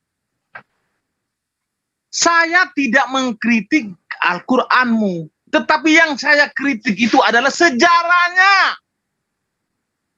Sejarahnya ketika Muhammad masuk ke dalam gua Hira dengan sendirinya itu, tiba-tiba keluar katanya dia bertemu dengan Jibril. Ini yang saya kritik. Bukan original teksnya, no.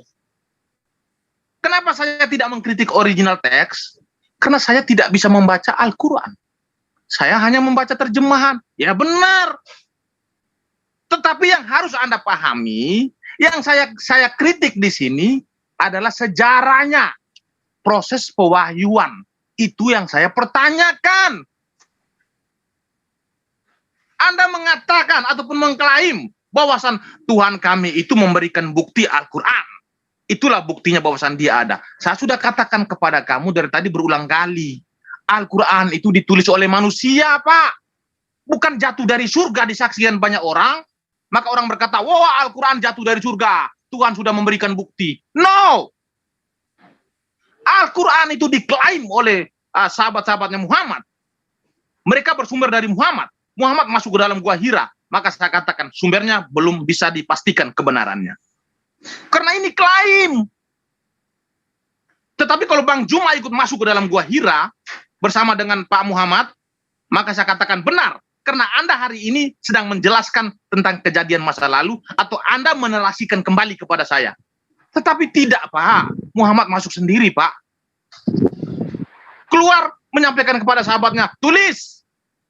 Tuhan kita bernama Allah Subhanahu wa taala, dia pencipta alam semesta. Masuk lagi keluar. Ini hukum-hukumnya, catat. Kalau seperti itu, Pak, saya juga bisa. Jangankan zaman dulu, jangankan 1400 tahun yang lalu. Sekarang saya juga bisa zaman modern. Saya bawa pena satu, buku satu, saya masuk ke dalam gua. Di dalam saya santai-santai saya catat. Nama Tuhan saya adalah Bang Juma. Dialah pencipta alam semesta. Lalu saya keluar, saya wartakan kepada semua orang. Ini nama Tuhan kita adalah Bang Juma. Dia pencipta alam semesta. Lalu orang akan bertanya, Pak Meme bersumber dari mana? Udahlah, pokoknya saya tadi masuk ke dalam gua, keluar, udah. Intinya, nama Tuhan kita adalah Bang Juma. Lalu orang akan bertanya, kalau memang benar Pak Juma itu adalah Tuhan kita, buktinya apa? Lalu saya akan mengatakan, buktinya alam semesta ini ada. Lalu orang akan bertanya, loh, bukankah alam semesta ini sudah ada terlebih dahulu, baru Pak Juma ini klaim? Apa yang akan saya jawab, coba? Saya tidak akan bisa menjawab, Pak, ketika manusia ataupun umat-umat menuntut saya untuk menunjukkan keberadaan Juma ini. Karena saya klaim. Saya juga bisa seperti itu, Pak.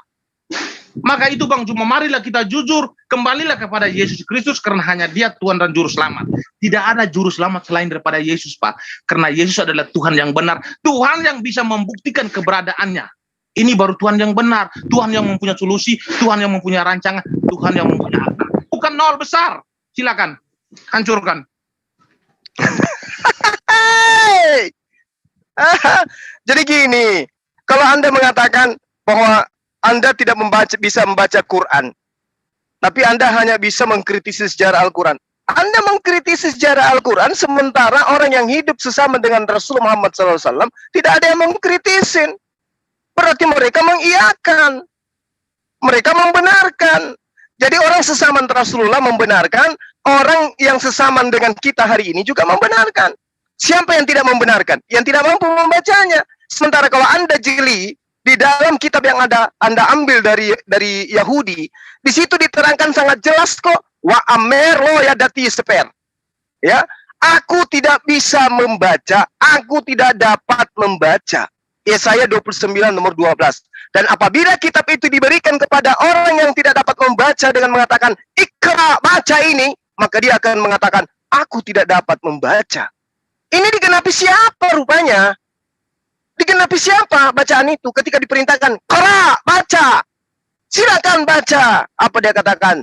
We amar lo ya dati seper. Saya tidak bisa membaca. Itu digenapi oleh siapa rupanya? Kitab termentera itu digenapi oleh siapa? Itu aja dulu permasalahkan. Nah, kalau dikatakan lagi kemudian bahwasanya Anda mampu membuat sebuah kitab, Anda masuk ke dalam goa, begitu keluar Anda mampu. Mari kita uji. Silakan Anda masuk ke goa, begitu Anda keluar, Anda bertanya kepada siapa yang bisa kemudian Anda menjadikan sebagai ahli. Seperti misalnya Rasulullah ketika datang kepada ahli kitab yang diterangkan. Apa yang dikatakan? Kudus, kudus, kudus. Maha suci, maha suci, maha suci. Yang datang kepadamu itu adalah Namus. Namus yang pernah datang kepada Nabi Musa. Malaikat yang pernah datang kepada Nabi Musa, kata Waraka. Nah sekarang kalau kau keluar dari gua, kau katakan seperti itu, kamu paling ditampar sama orang. Kemudian kamu keluar dari gua, kemudian mencatat sebuah buku. Kita uji dengan ilmu nahu, kita uji dengan ilmu balaga, kita uji dengan ilmu tafsir, kita uji dengan asbabun nuzul, kita uji, lolos nggak tulisan Anda? Tidak akan mungkin. Jangankan tulisan Anda. Paulus saja capek-capek dia nulis di padang gurun, di dalam bilik dia menulis, kitabnya hari ini sudah nggak ada, sisa terjemahan, direvisi. Ya, padahal mereka sudah bersusah payah. Kitab Anda itu, asalkan Anda tahu, itu dituliskan 1700 tahun kurang lebih. Tapi apa yang terjadi? Hancur. Yang Anda miliki hanya sisa terjemahan. Itu pun kita tidak tahu yang mana yang benar, yang mana yang salah. Antar terjemahan aja tabrak-tabrakan satu sama lain. Sementara Al-Quran diterima oleh satu orang. Ya, dia masuk ke dalam gua pun hanya terima beberapa ayat, hanya 5 ayat, satu surah. Coba. Setelahnya dia 22 tahun di luar bersama dengan orang banyak. Wahyu itu datang. Disaksikan oleh sejazirah Arab. Bayangkan. Lalu Anda meragukannya, sementara Anda membacanya pun tidak bisa. Giliran Anda membaca kitab Anda, benar-benar Yesus mengatakan, "Aku utusan Tuhan," Anda juga tidak mampu untuk memahami. Ditanya seperti apa wujud Tuhan Anda juga tidak bisa menunjukkan. Kami tidak mampu menunjukkan Tuhan kami, karena dia adalah gaib. Giliran Anda menuntut Tuhan saya ditunjukkan, Anda menuntut bahwa Tuhan kami itu harus wujud seperti Tuhan Anda yang manusia itu. Nah, jadi saya katakan begini, saudara. Kalau baginda Rasulullah Muhammad SAW keluar dari Gua Hira, menerima wahyu pertama kali, kemudian hanya 5 ayat, lalu kemudian 22 tahun selanjutnya dia dinobatkan menjadi nabi oleh Allah, yang Anda harus pertanyakan, Tuhan Anda manusia 100%, masuk ke dalam kubur, begitu keluar dari kubur kok menjadi Tuhan? Itu yang Anda harus pertanyakan. Kok bisa ya? Ada Tuhan yang dihadiahkan oleh Romawi Yunani, oleh penjajah untuk pribumi, manusia itu dibunuh, dibungkus kain kafan, begitu masuk di dalam kuburan, beberapa hari kemudian begitu bangkit menjadi Tuhan. Rasulullah Muhammad SAW keluar dari gua menerima 5 ayat, berpuluh tahun kemudian baru menjadi nabi, setelah dibenarkan data-data yang diwahyukan kepadanya bahwa betul ini adalah wahyu dari Allah, wahyu dari Tuhan pencipta langit dan bumi. Barulah diimani oleh orang-orang bahwa dia adalah nabi. Nah, kamu punya Tuhan, cuma 2 hari 1 malam di dalam kubur, begitu keluar dari kubur, langsung menjadi Tuhan. Ini ajaran siapa ini?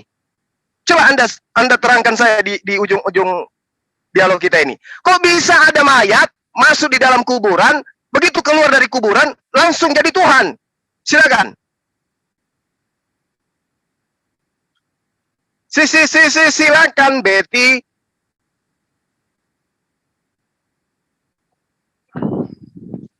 Halo, Markona.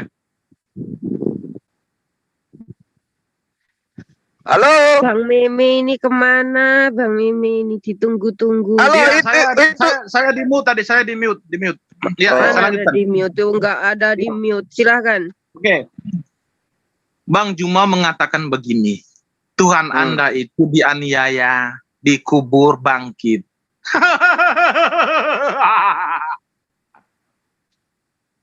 Bang Juma lupa ya, saya paparkan dari pertama tadi, Tuhan saya itu mempunyai akal. Sesudah mempunyai akal, dia mempunyai konsep.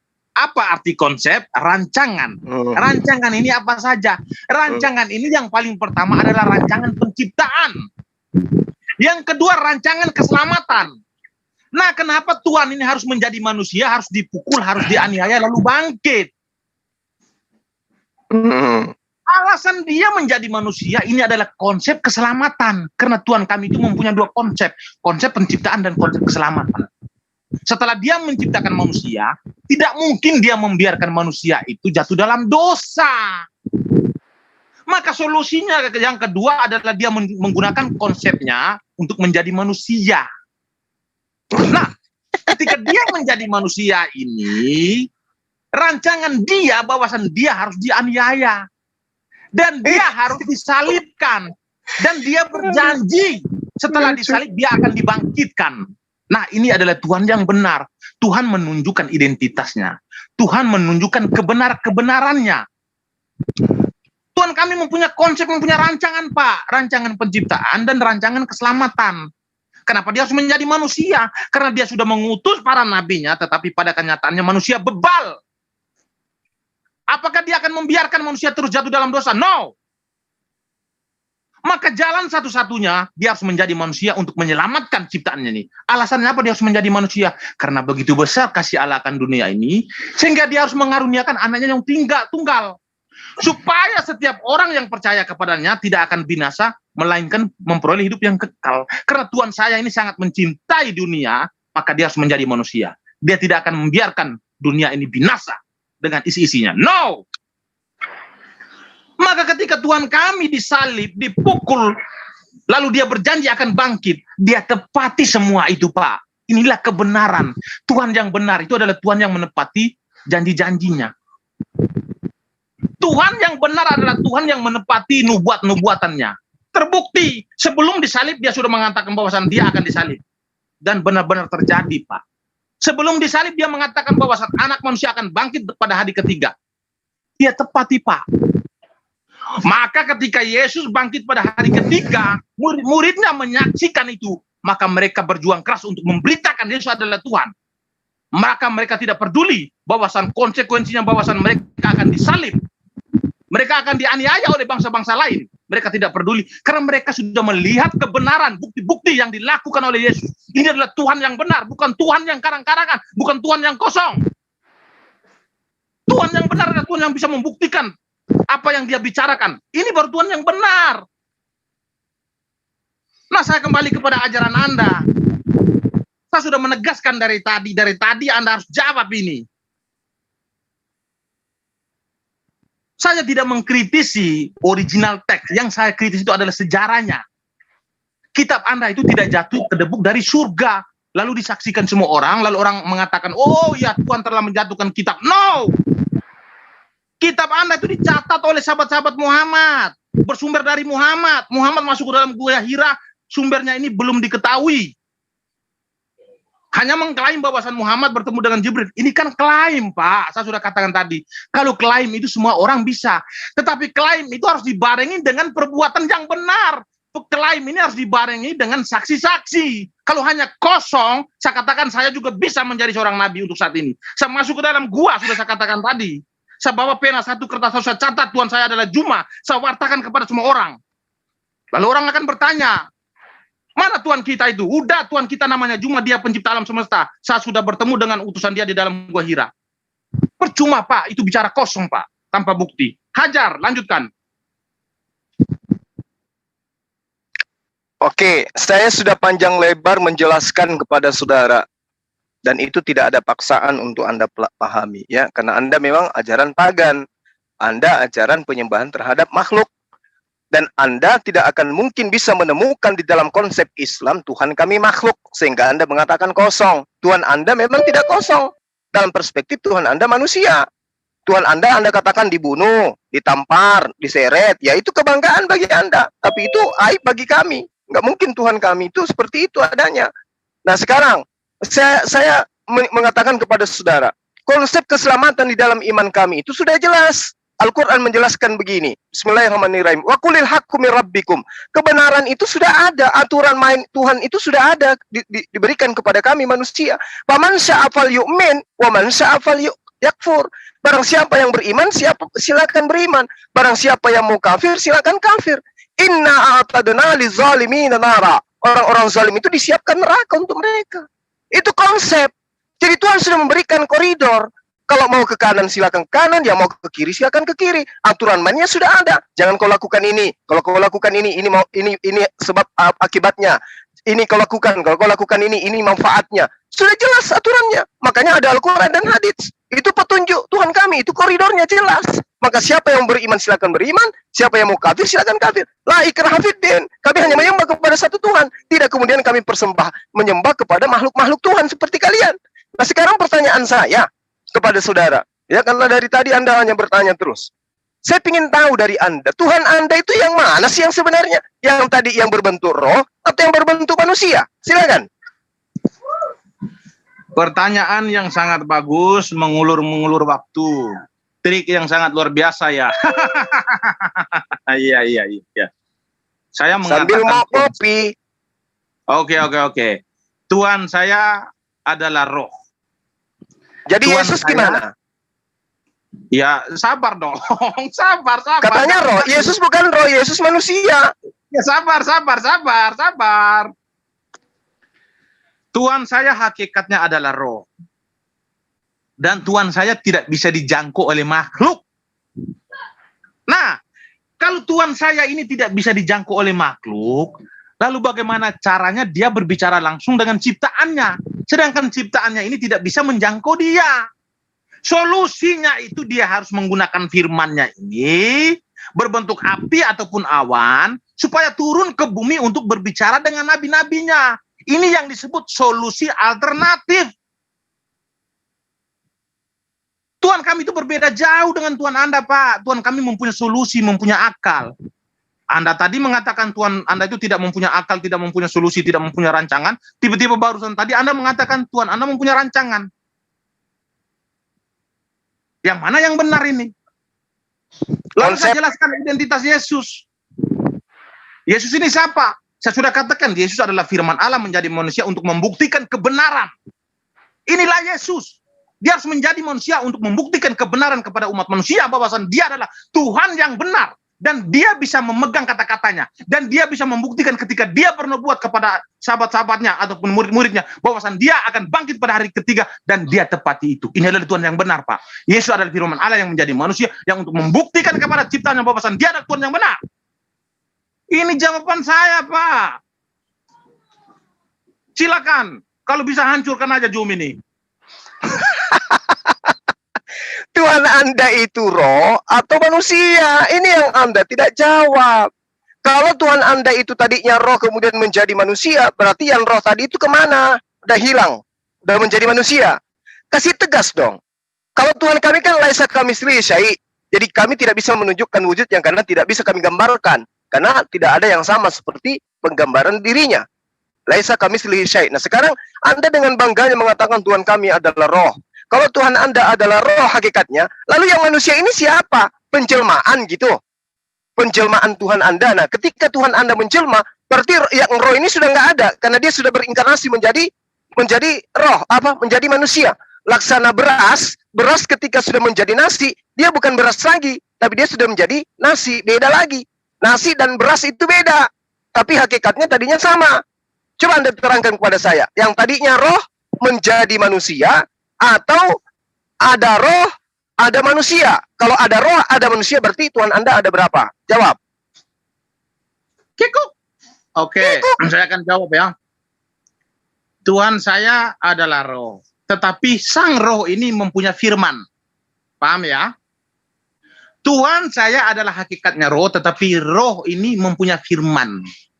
Nah, firman ini yang digunakan dia untuk menjadi perantara antara manusia dengan dia, seperti yang dijelaskan dia di dalam 1 Samuel 3 ayat 21.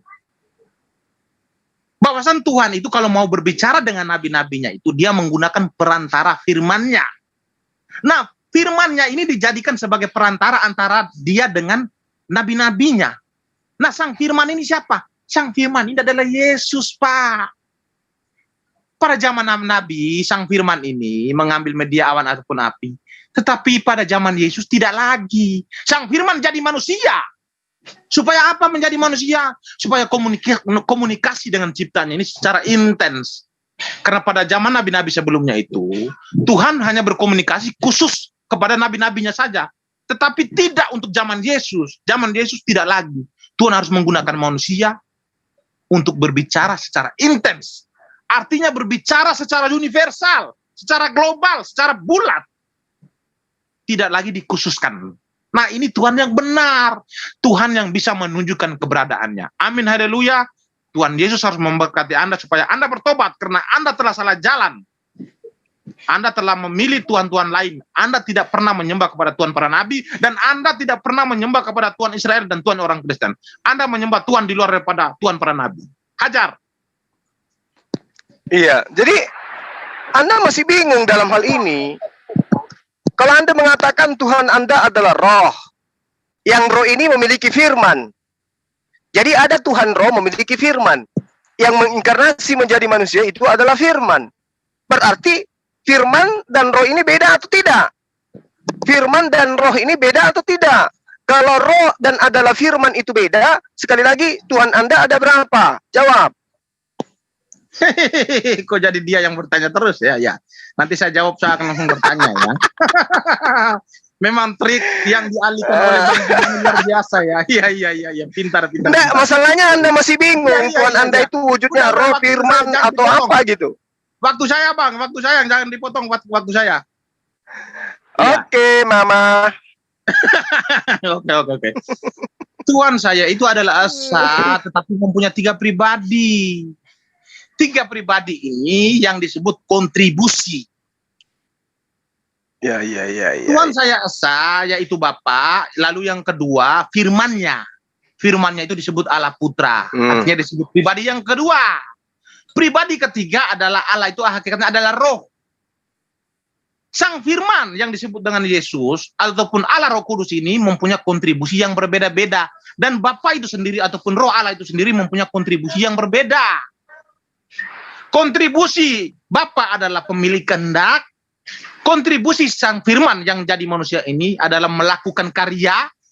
Kontribusi roh Allah adalah untuk diam di antara orang yang percaya supaya orang-orang tersebut melakukan sesuai dengan apa yang Allah kehendaki. Kalau Anda bertanya Tuhan saya Esa atau enggak, saya mengatakan Tuhan saya Esa, tetapi mempunyai 3 pribadi. 3 pribadi adalah kontribusi. Nah, ini harus Anda pahami. Sekarang saya balik bertanya. Anda mengklaim bahwasan Tuhan Anda ada itu, ekstensi apa Tuhan Anda sehingga Anda percaya bahwasan Tuhan Anda itu ada? Apa ekstensinya? Cepat jawab. Alam semesta ini bukan ciptaan Yesus. Alam semesta ini bukan ciptaan presiden. Alam semesta ini bukan ciptaan siapapun selain daripada Dia Sang Pencipta. Sang Pencipta inilah Tuhan saya. Itu yang saya tuhankan. Bagaimana wujudnya? Nggak bisa digambarkan. Tapi Dia ada. Yes. Para nabi termasuk Yesus mengatakan Tuhan tidak bisa digambarkan seperti apapun. Kenapa? Karena Tuhan itu tak nampak. Tidak ada orang yang pernah melihat Tuhan bisa hidup. Itu pernyataan dalam kitab Keluaran. Jadi bagaimana mungkin kemudian Musa bisa menjelaskan wujud Tuhan itu seperti ini. Abraham bisa menjelaskan wujud Tuhan itu. Nggak ada yang bisa kecuali ajaran pagan. Seperti di dalam kitab Anda. Wujud Tuhan Anda berbentuk roh, bertanduk 7, bermata 7. Wujud Tuhan Anda berupa manusia. Wujud Tuhan Anda berupa burung merpati. Itu paganisme, Helenisme namanya itu ajarannya. Nah, ketika Anda mengatakan, bagaimana Anda bisa menjelaskan Tuhan Anda ada? Loh, alam semesta ini terjadinya siang dan malam itu bukan produk Amerika. Bukan produk Israel yang bikin siang dan malam itu. Siang malam terjadi itu karena produk Allah. Karena Tuhan yang menciptakan alam semesta ini yang men-setting seperti itu. Terbitnya matahari dari timur, terbenamnya dari ke barat. Itu bukan karena dibuat oleh Indonesia.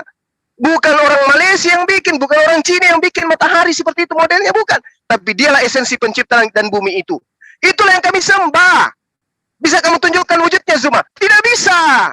Tetapi Dia ada. Apa buktinya Dia ada? Adanya alam semesta, terjadinya siang dan malam, adanya oksigen, adanya udara, adanya makanan, tumbuh-tumbuhan yang setiap hari begitu ditebang tumbuh lagi, padi yang begitu dipanen tumbuh lagi padi. Itulah dia yang mengatur alam semesta ini. Makanya dikatakan Allahu la ilaha illa huwal hayyul qayyum. Itu makanya kami bersaksi meski kami tak melihat.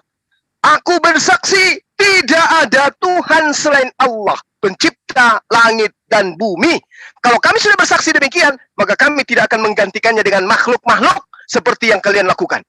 Kalau kalian percaya Tuhan itu ada, lalu kemudian karena kalian tidak mampu melihatnya, maka demi untuk menipu akal kalian, kalian menciptakan Tuhan baru berupa manusia, berupa burung merpati. Itu tidak dianut oleh ajaran agama Samawi. Yang kalian anut itu adalah ajaran politeisme, ajaran kekaisaran Romawi Yunani yang Anda praktekkan. Cukup Anda mengatakan Tuhan itu adalah Allah, tidak ada Tuhan selain Dia pencipta langit dan bumi. Dah selesai. Jangan kau mediasikan, jangan kau visualisasikan seakan-akan Tuhan itu harus berbentuk manusia. Nggak bisa begitu. Sekarang kalau Anda masuk ke dalam kamar, Anda teriak atau dalam hatimu, ya Yesus, kabulkan permohonanku. Apakah Yesus mendengarkan? Tidak. Kenapa? Karena Yesus manusia. Karena Yesus tidak maha mendengar. Apa Yesus maha mendengar? Tidak. Apa Yesus maha melihat? Tidak. Tapi kalau kau sembah Tuhannya Yesus, ya Allah, ya Rabb, pencipta langit dan bumi, yang menciptakan Yesus, yang mengutus Yesus, dengarkan permohonan. Maka yang maha melihat dan mendengar, melihat Anda dan mendengarkan Anda. Itulah Allah yang tidak bisa digambarkan dengan rupa makhluk. Tapi dia ada, dia wujud. Gitu loh. Ya. Nah sekarang pertanyaan saya, yang Anda tuhankan itu yang roh, yang manusia, atau yang burung merpati? Anda belum tegas menjelaskan itu, silakan. Iya, yang saya tuhankan itu adalah roh Allah. Roh Allah mempunyai firman. Firmannya ini menjadi manusia, itu Yesus. Nah, ini yang saya tuhankan. Jadi Tuhan saya mempunyai 3 pribadi.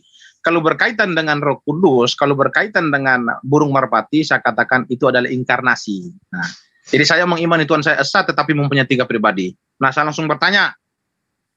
Anda mengatakan Tuhan Anda kan tidak mempunyai akal.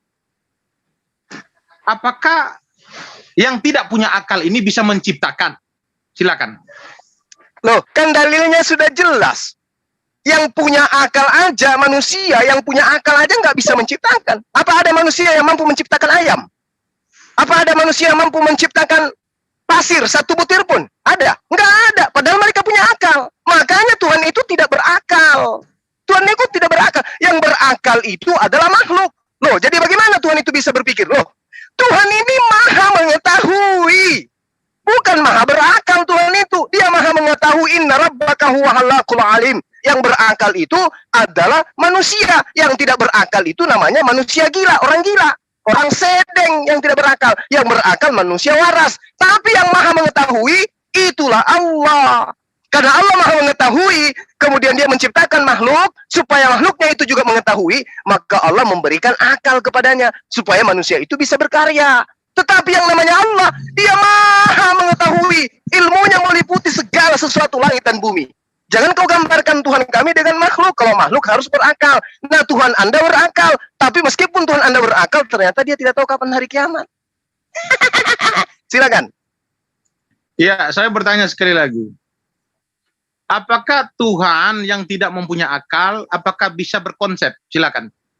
Lah, konsepnya kan sudah jelas, saya sudah bacakan kepada Anda tadi. Kebenaran itu sudah datang dari Tuhanmu. Siapa yang mau beriman, silakan beriman. Siapa yang mau kafir, silakan kafir. Itu konsepnya. Sekarang, keselamatan yang dikonsepkan oleh Yesus itu di mana? Bahwa selamat itu adalah menuhankan diriku. Jawab. Iya, keselamatan adalah menuhankan diriku. Yesus sudah memerintahkan kepada ya, yang saya tanya, tunjukkan di mana konsepnya Yesus mengatakan keselamatan itu adalah menyembah diriku. Silakan. Iya, saya akan paparkan, tahan emosi. Iya. Jadi semenjak Yesus masih ada di dunia, Yesus sudah berpesan atau bernubuat kepada sahabat-sahabatnya atau murid-muridnya. Yohanes 16:26. Pada saatnya nanti kamu akan berdoa dan meminta segala sesuatu dalam namaku. Jadi kami dinubuatkan oleh Yesus bahwasan ketika dia tidak ada lagi di bumi, maka kami akan berdoa dan meminta segala sesuatu dalam nama Yesus. Dan terbukti kami lakukan saat ini adalah perintah-perintah Yesus. Selesai, Pak. Nah, sekarang saya bertanya lagi. Tunggu. Yohanes 12 nomor 48. Enggak, ini giliran saya. Enggak usah bertanya lagi, banyak sekali pertanyaan. Kita utus ini aja dulu, fokus. Oke, silakan. Anda mengatakan seperti itu, tapi Yesus dalam Yohanes 12:48 yang akan menjadi hakim kemudian adalah perkataan Yesus, bukan perkataan orang-orang yang setelah Yesus. Nah, sekarang yang Anda percaya perkataan Yesus atau perkataan orang-orang yang setelah Yesus? Jawab. Ulangi lagi pertanyaan tadi, saya kurang fokus. Yohanes 12 nomor 48 yang menjadi hakim adalah perkataan yang pernah kuucapkan. Sementara Anda mengikuti perkataan yang diucapkan oleh orang lain. Pertanyaan saya, yang mana Anda ikuti? Perkataan Yesus atau perkataan orang yang setelah Yesus? Silakan. Ulang lagi Bang Juma. Kurang jelas. Yang Anda percaya perkataan orang setelah Yesus atau perkataan Yesus? Jawab. Yang saya percayai perkataan Yesus atau orang-orang setelah Yesus. Ya dua-duanya dong. Ini. Ya lanjut. Ya sudah saya katakan tadi. Anda bertanya mana yang Anda percayai, perkataan Yesus atau perkataan murid-murid Yesus. Ya sudah pasti dua-duanya dong. Karena dua-duanya sejalan. Kalau saya hanya mempercayai perkataan Yesus, artinya saya membangkang terhadap murid-murid Yesus. Kalau membangkang terhadap murid-murid Yesus, lalu sumber kebenaran itu saya dapat dari mana? Sedangkan sumber kebenaran itu bersumber dari murid-murid Yesus, Pak. Jadi kalau Anda bertanya, ya saya jawab dua-duanya harus benar. Saya bertanya ini sekarang ini, boleh nggak? Enggak, ini aja yang kita bahas dulu. Nggak usah kemana-mana. Dua kali. Ini aja dulu. Ini aja dulu kita bahas. Jangan mainin waktu, udah 2 kali. Ini aja kita bahas. Nggak usah panjang lebar. Silakan. Yang menjadi jalan keselamatan dan hidup itu Yesus atau pengikut Yesus? Kan itu, coba. Silakan. Iya, menjadi jalan keselamatan dua-duanya. Apa yang dipaparkan oleh Yesus, lalu murid-murid Yesus memaparkan kepada kami, itu adalah jalan keselamatan. Jadi dua-duanya harus diimani. Selesai, Pak, gantian. Oke, jadi gini, Yesus mengatakan yang menjadi hakim kemudian kelak di hari penghakiman itu adalah perkataan Yesus. Nah, di mana ditunjukkan bahwa yang menjadi hakim kemudian adalah perkataan muridnya? Silakan. Iya, tugasnya murid-muridnya ini adalah memberitakan apa yang dipaparkan oleh Yesus. Jadi kalau Yesus mengatakan hari penghakiman adalah miliknya, ya benar. Tetapi tugas daripada murid-muridnya ini adalah penyambung lidah Yesus. Penyambung apa yang diberitakan oleh Yesus. Inilah yang benar. Gantian. Di mana Yesus bertemu Lukas? Silakan. Yesus memang secara pribadi saya katakan, Anda minta data bahwasan kapan Yesus bertemu Lukas ya? Iya, kan Anda mengatakan perkataan Lukas juga itu adalah menjadi hakim nanti. Silakan tunjukkan di mana itu. Lukas itu bagian daripada 70 murid Yesus, Pak. Di mana ayatnya? Itu terkonfirmasi di dalam kitab bapak-bapak gereja yang bernama Hippolytus. Hippolytus mengkonfirmasi di dalam kitabnya salah satu murid Yesus yang bagian daripada 70 ini Markus dan Lukas. Nah, itu terkonfirmasi di dalam kitabnya Hippolytus, yaitu bapak-bapak gereja, yaitu murid daripada siapa? Lupa saya. Pokoknya dia jarak ketiga daripada Yohanes. Saya bertanya, boleh nggak ini? Ya, masalah ini aja, waktu kita tinggal menipis, nggak usah bahas materi lain. Silakan. Kok jadi bahas satu pihak aja, ini gimana ini? Enggak, masalah keselamatan kan tadi. Kalau Tuhan saya kan jelas, siapa yang mau selamat, yang mau beriman silakan beriman, yang mau kufur silakan kufur. Keselamatan itu sudah ada Al-Qur'an dan hadits. Nah, giliran Anda yang saya tanyai gitu loh. Ketika Anda mengatakan yang menjadi hakim adalah perkataan Yesus dan perkataan muridnya, Yesus mengatakan sembahlah Allah. Mana perkataan Yesus sembahlah aku? Sementara muridnya mengatakan sembahlah Yesus. Tunjukkan, silakan. Loh, Yesus mengatakan bahwasan sembahlah dia, itu sudah saya katakan tadi Yohanes 16:26 tadi apa bunyi ayat di situ? Ya silakan, tunjukkan. Bentar. Yesus mengatakan pada saatnya nanti, ini adalah nubuatan berarti. Pada saatnya nanti kamu akan berdoa dan meminta segala sesuatu dalam namaku. Kalau sudah dikatakan berdoa dan meminta itu, definisinya adalah menyembah. Buka di KBBI supaya Bang Juma paham definisi menyembah. Itu yang jelas, Pak. Ini perintah Yesus. Maka ketika Yesus tidak ada lagi di bumi, maka nubuatan-nubuatan dia itu tergenapi oleh umat Kristen. Dan umat Kristen sekarang ketika berdoa dan meminta segala sesuatu dalam nama Yesus, dan doa itu dikabulkan oleh Yesus. Gantian saya bertanya dong,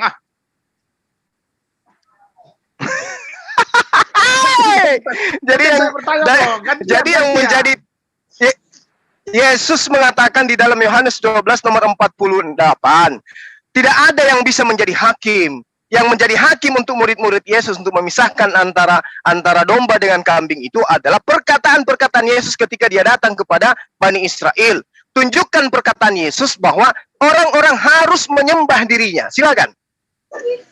Saya sudah katakan tadi, berkaitan dengan penghakiman, itu adalah milik Yesus. Tetapi berkaitan dengan pemberitaan Injil, berkaitan dengan untuk menyambung lidah Yesus, itu tugasnya para murid. Saya sudah katakan dari tadi. Anda minta bahwasan Yesus minta untuk disembah, sudah saya katakan tadi. Yohanes 16:26 itu Yesus memerintahkan kepada murid-muridnya, ataupun bernubuat, pada saatnya nanti kamu akan berdoa dan meminta segala sesuatu dalam namaku. Kalau sudah dikatakan berdoa dan meminta, itu adalah menyembah, Pak. Bukan di KBBI supaya Anda paham. Ada. Woi, waktu saya itu gimana tuh? Waktunya hampir habis. Yohanes 16 nomor 26. Yohanes 16 nomor 26. Pada hari itu kamu akan berdoa dalam namaku, dan tidak aku katakan kepadamu bahwa aku meminta bagimu kepada Bapa. Ini justru Yesus mengatakan Yesus masih bertuhan kepada Bapa. Berdoa boleh menyebut namanya, tapi faktanya yang diajarkan kemudian adalah Yesus masih minta kepada Bapa. Berarti tidak ada ajaran Yesus mengajarkan menyembah kepada dirinya, sementara Kristen menyembah kepada Yesus. Nah, sekarang pertanyaannya, Yesus menghakimi berdasarkan perkataannya, berarti kalian tidak akan masuk ke dalam barisan domba, kalian akan masuk ke dalam barisan kambing. Gimana tuh? Silakan. Iya, saya sudah menjawab bahwasan ketika Anda menuntut Yesus minta disembah, sudah saya katakan tadi, Yohanes 16:26. Itu saja. Lanjut. Nggak ada di situ dalilnya. Gimana sih Anda ini? Yohanes 16 nomor 26. Dan tidak aku katakan kepadamu bahwa aku meminta bagimu kepada Bapa. Yesus masih minta kepada Bapa. Gimana itu? Silakan. Iya, baca ayat sebelumnya. Jangan potong dong. Iya, kalau sebelum. Matikan waktu itu. Bagaimana ceritanya ayat selanjutnya yang Anda tunjukkan Yohanes 16 nomor 26. Di situ pada hari itu kamu akan berdoa dalam namaku. Berdoa sama seperti kami berdoa bersalawat dulu, lalu meminta kepada Allah sebagai sanjungan kepada nabinya. Yesus juga demikian. Dan Yesus mengatakan, tidak aku katakan kepadamu bahwa aku meminta bagimu kepada Bapa. Berarti Yesus masih punya Bapa, Yesus masih punya Tuhan. Gimana itu? Silakan. Oke, karena waktu kita sama-sama 1 menit, Oke. Karena waktunya sama-sama. Allahu Akbar. Ketawa saja. Seperti kita ya. Oke. Saya akan selesaikan. Iya. Allahu Akbar. Silakan. Oke. Closing aja langsung, masih ada tuh 44 menit. Silakan. Enggak, closing ada nanti lah, Bang. Ini kan closing jawab nanti. dulu. Ya, silakan. Ya. Saya jawab ya. Ya, permintaan Anda, permintaan Anda mana Yesus minta disembah. Saya sudah katakan tadi, Yohanes 16:26 itu Yesus berpesan pada saatnya nanti kamu akan berdoa dan meminta segala sesuatu dalam namaku. Kalau sudah dikatakan itu artinya dia minta untuk disembah. Maka saya katakan tadi, buka di KBBI biar abang paham. Nah, apakah ketika Yesus meminta kami untuk berdoa dan meminta segala sesuatu dalam nama Dia, apakah kami lakukan? Ya.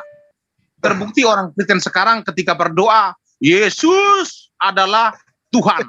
Yesus telah mengabulkan doa kami.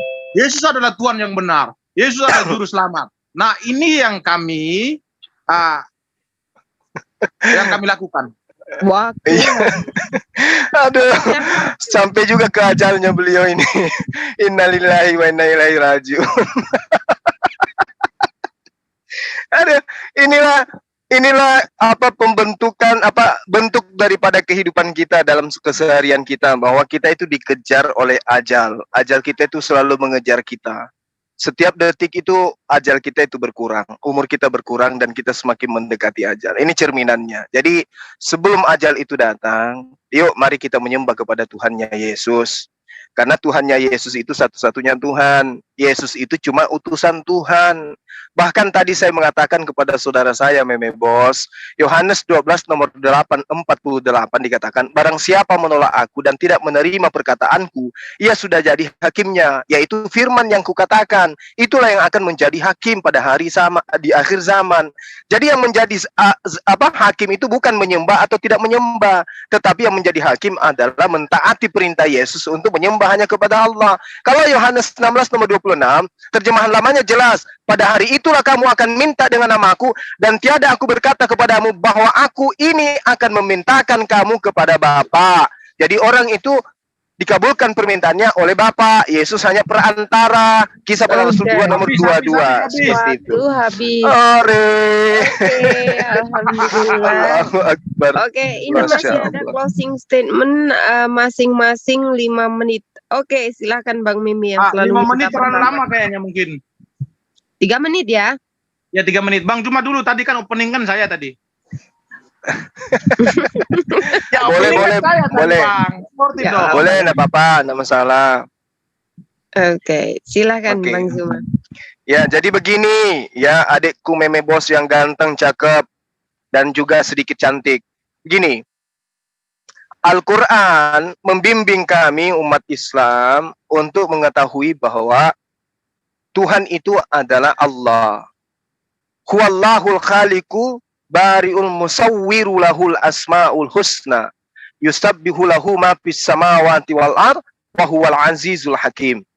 Allah yang menciptakan, satu. Allah yang mengadakan segala sesuatu. Allah yang membentuk rupa segala sesuatu. Allah yang memiliki segala sifat-sifat yang baik.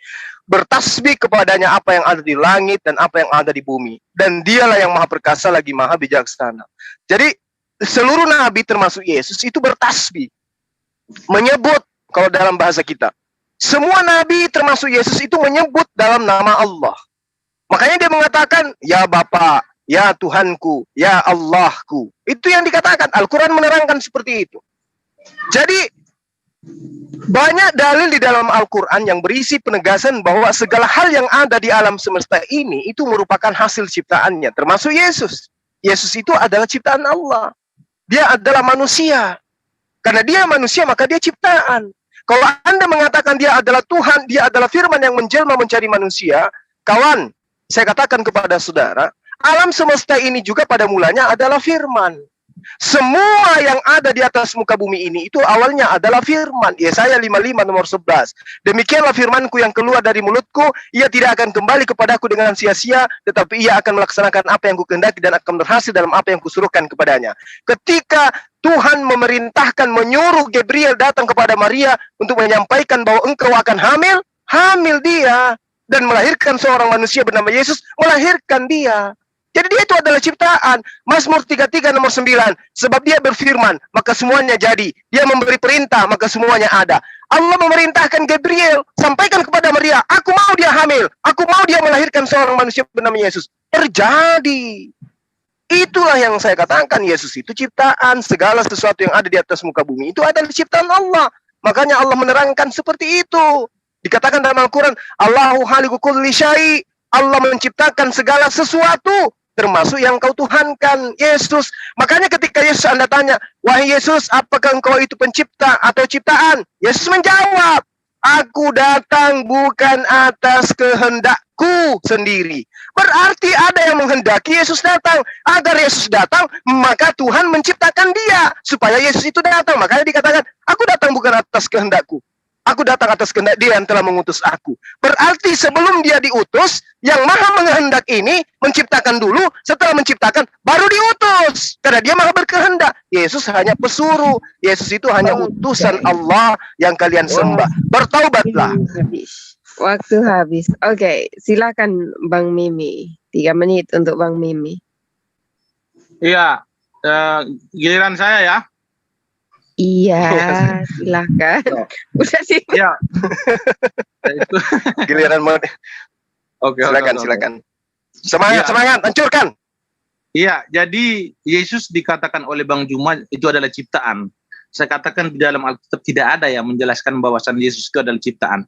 Tetapi yang dijelaskan di dalam Alkitab bahwasan segala sesuatu dijadikan oleh Yesus, Yohanes 1 ayat 3. Jadi Yesus itu bukan ciptaan, tetapi dia yang menciptakan segala sesuatu. Jangan dipotong-potong. Jadi segala sesuatu, jadi segala sesuatu dijadikan oleh Yesus ya. Tidak ada Yesus itu diciptakan. Yang pertama. Yang kedua, menuhankan Tuhan yang benar adalah Tuhan yang mempunyai identitas. Pertama, identitas yang benar itu, identitas Tuhan yang benar itu adalah ketika Yesus mengatakan di Matius 18 ayat 10, ingatlah, jangan menganggap rendah seorang dari anak-anak kecil ini. Karena aku berkata kepadamu, ada malaikat mereka di surga yang selalu memandang wajah Bapakku yang di surga. Artinya, Yesus menjelaskan Bapa ini bertata di atas surga. Artinya ini sebuah identitas yang jelas. Yang kedua, Yesus menjelaskan identitas Tuhan yang benar itu adalah Tuhan itu adalah roh. Itu dijelaskan oleh Yesus di Yohanes 4:24. Lalu Tuhan yang benar adalah Tuhan yang mempunyai nama, mempunyai identitas. Dijelaskan oleh Musa di Keluaran 3 ayat 14-16. Tuhan yang benar ini adalah Tuhan yang mempunyai identitas. Pertama nama, yang kedua hakikat, yang ketiga keberadaannya. Keberadaannya itu di mana? Ya di surga. Inilah Tuhan yang benar. Selain itu tidak ada. Tuhan yang benar adalah Tuhannya orang Kristen. Selain itu no. Tuhan yang benar adalah Tuhan yang bisa menyelamatkan umat manusia dari dosa. Tuhan yang benar adalah Tuhan yang mempunyai akal. Kalau sudah mempunyai akal artinya mempunyai konsep. Kalau sudah mempunyai konsep artinya mempunyai keselamatan. Inilah Tuhan yang benar. Tuhan yang benar adalah Tuhan yang bisa menyatakan keagungannya, menyatakan kemahakuasaannya itu secara langsung. Bukan melalui perantara saja. Tuhan yang benar hanyalah Tuhan yang bisa menyatakan kemahakuasaan secara langsung kepada Musa, menyatakan kemahakuasaan secara langsung kepada Abraham, kepada Yeskiel, ataupun kepada nabi-nabi yang lain. Tuhan yang benar adalah Tuhan yang bisa menjadi manusia dengan seperti apa yang dikatakan oleh Yesus bahwa aku telah turun dari surga. Artinya Tuhan yang benar adalah Tuhan yang bisa turun dari surga untuk menyelamatkan umat manusia dari dosa. Itu adalah Tuhan yang benar. Kalau Tuhan hanya bersembunyi, sampai kapanlah Tuhan ini terus bersembunyi? Sampai kapan? Ini sudah mau kiamat masih saja bersembunyi, Pak. Yang bersembunyi itu adalah DPO, daftar pencarian orang. Tuhan tidak boleh bersembunyi. Tuhan harus menyatakan keagungan secara langsung kepada nabi-nabi. Oke, waktu habis Bang Mimi. Oke, ini sangat luar biasa. Ini benar-benar sangat luar biasa. Terima kasih untuk waktunya Bang Mimi dan Bang Zuma. Wow, amazing. Untuk diskusi siang ini, saya rasa ini adalah diskusi yang sangat seru dan membagongkan. Karena saya ingin ketawa terus sampai saya ketiduran tadi Bang Meme ini ya. Oke, terima kasih untuk waktunya dan untuk semuanya. Apabila ada salah kata atau ucapan yang kurang berkenan, mohon maaf yang sebesar-besarnya. Mungkin apakah ada pertanyaan sesi tanya jawab, boleh atau tidak Bang Zuma dan Bang Meme dari kedua belah pihak? Saya rasa cukup Bang Zuma ya, kita kasih kesempatan kepada teman-teman yang lain ya. Oh oke, cukup ya. Oke, Ya, terima kasih ya Bang Meme ya. Oke, berarti tidak ada tanya. Oke, terima kasih. Silahkan untuk yang lain, siapa yang ingin yang ingin ini ya, yang ingin berdiskusi, Pak Gincup.